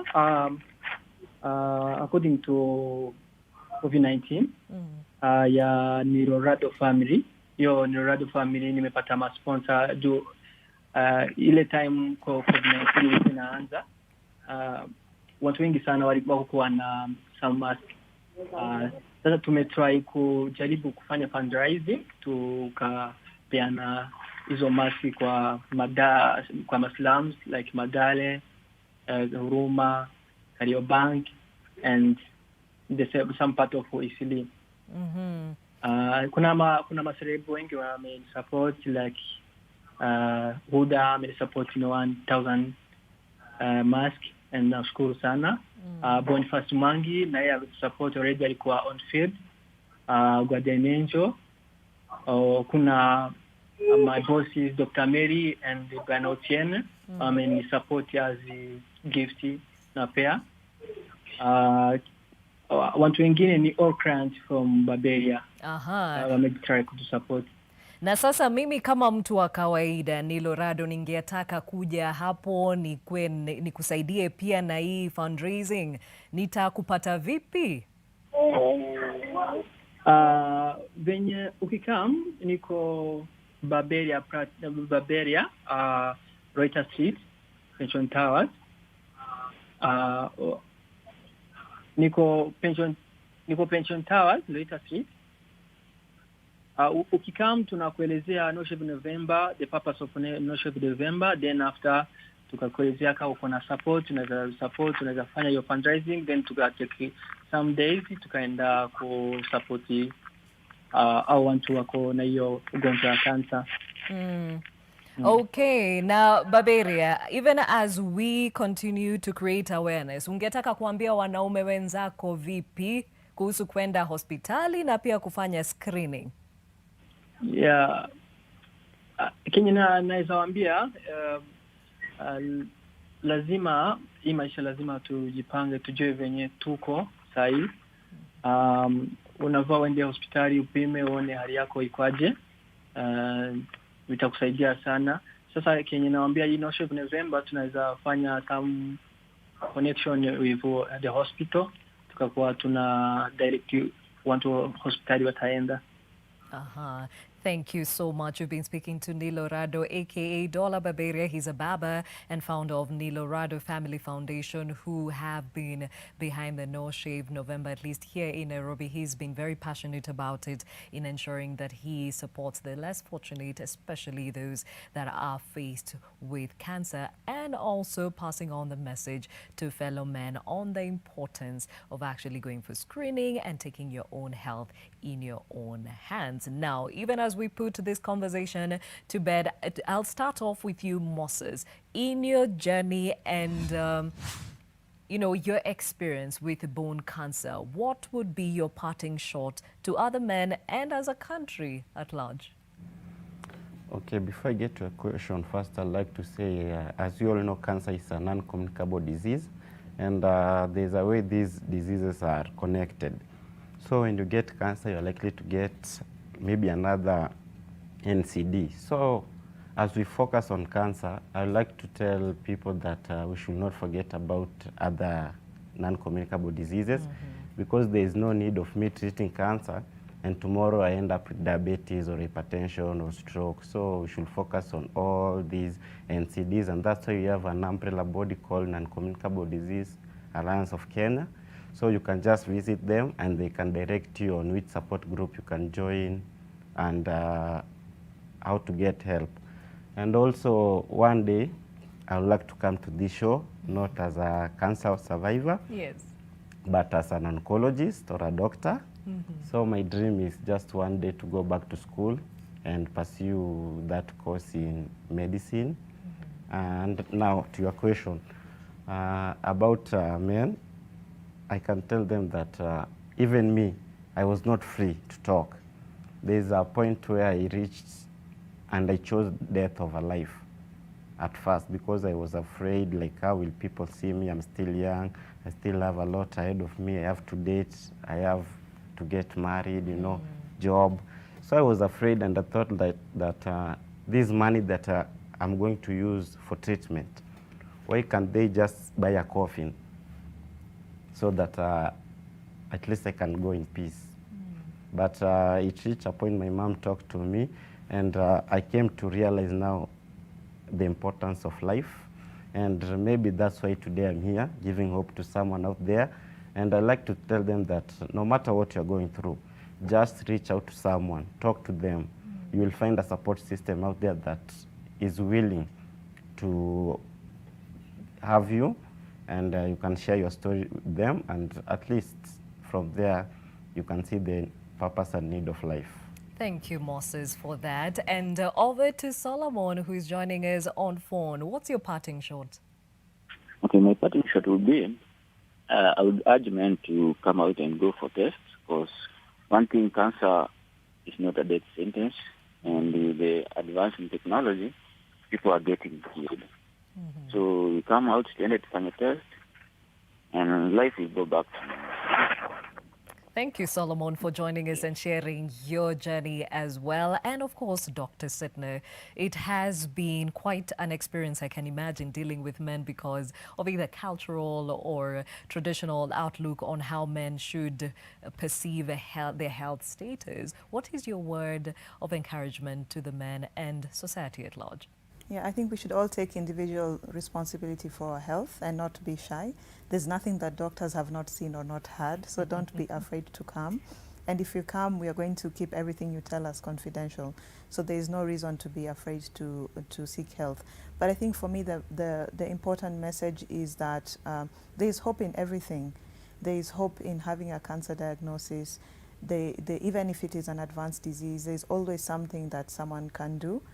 So there's no reason to keep away with your symptoms until they've really become, out of hand.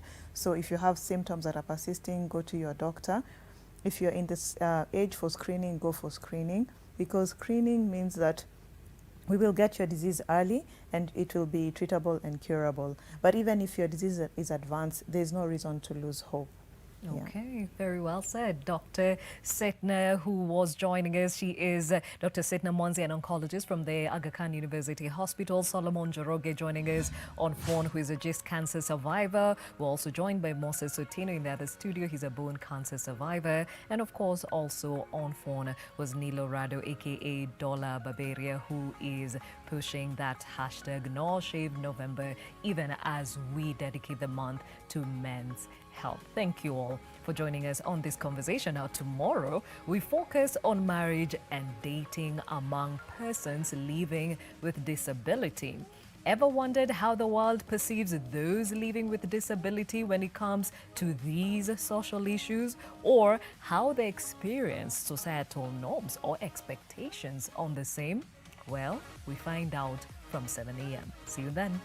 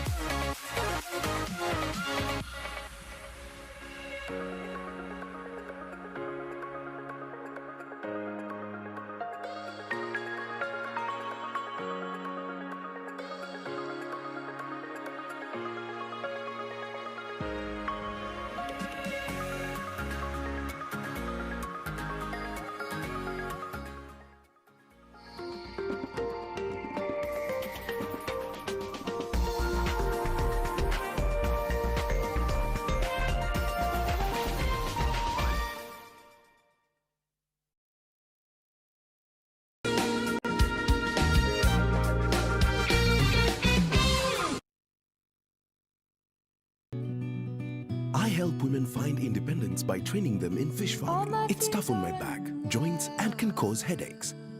Panadol Extra relieves multiple types of pain. If symptoms persist, seek medical advice. Taught us, sallallahu alaihi wasallam, that we should keep cleanliness. Actually, he said that cleanliness is what is best for a Muslim.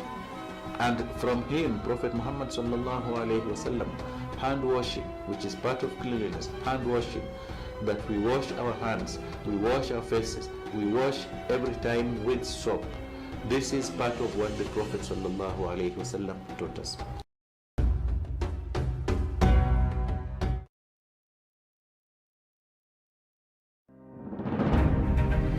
The repeal, 1 year later. How have commercial bank lending rates evolved ever since? So if we feel that they are going back where they were raising interest up to 25%, up to 30%, we can go back to the drawing board. How are banks pricing risk? That is not going back to the old model. In our risk-based pricing models, what they call the ethical banking, in providing value return for customers of the industry.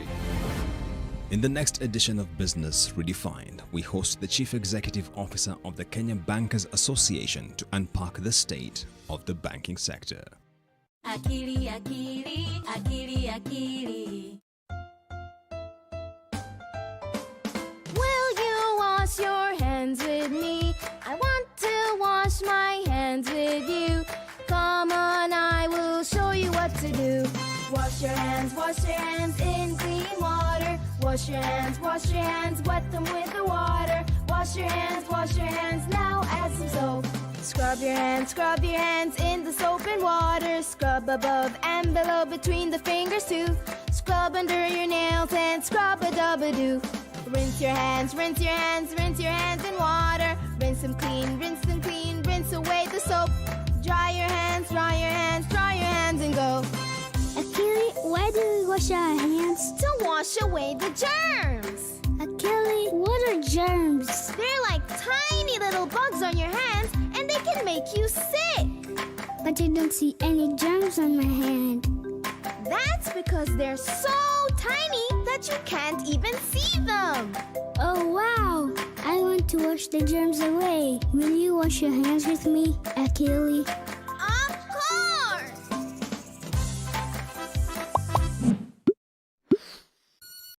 Go Ahead is believing to make each day a brighter day. Unapotembea kubali ndoto zako. It's those small acts that go a long way. Usiwe na hofu Go Ahead is our determination to rise. moyoni. Going ahead is our courage to do something new. Go Ahead is never giving up in the face of adversity. It means growing our own. It is making the most of what we have. To go ahead. Now, that is the Kenyan spirit.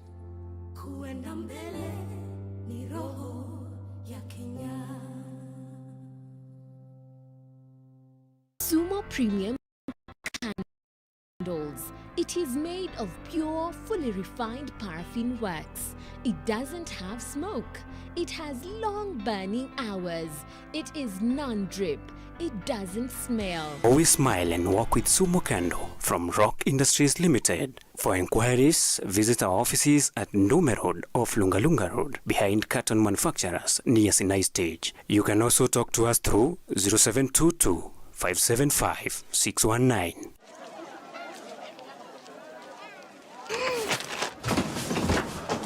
Do your gums hurt? Yeah. Does your toothpaste contain sage, eucalyptus, myrrh, chamomile? All that in one toothpaste? Yes, try Colgate Herbal. Colgate Herbal contains nature's best herbs and Colgate's fluoride technology to give you strong teeth and healthy gums. Ah, Colgate Herbal. Let's go. Colgate Herbal for strong teeth and healthy gums naturally. Nawa mikono sasa.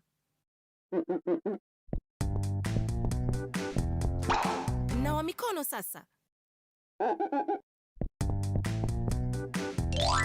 Nawa mikono sasa.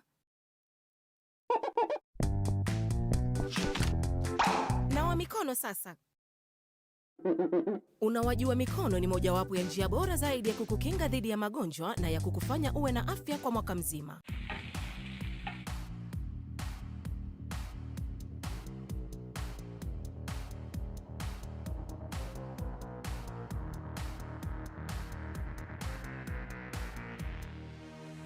Welcome to Pishi Home Chef.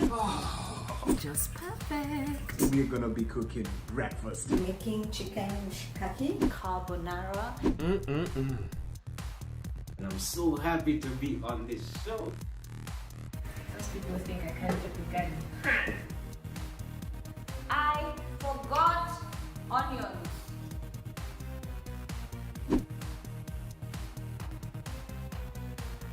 So I have to call her, literally to call her and ask her, and say your recipe. Pishi ndio hii. Check out at Pishi254.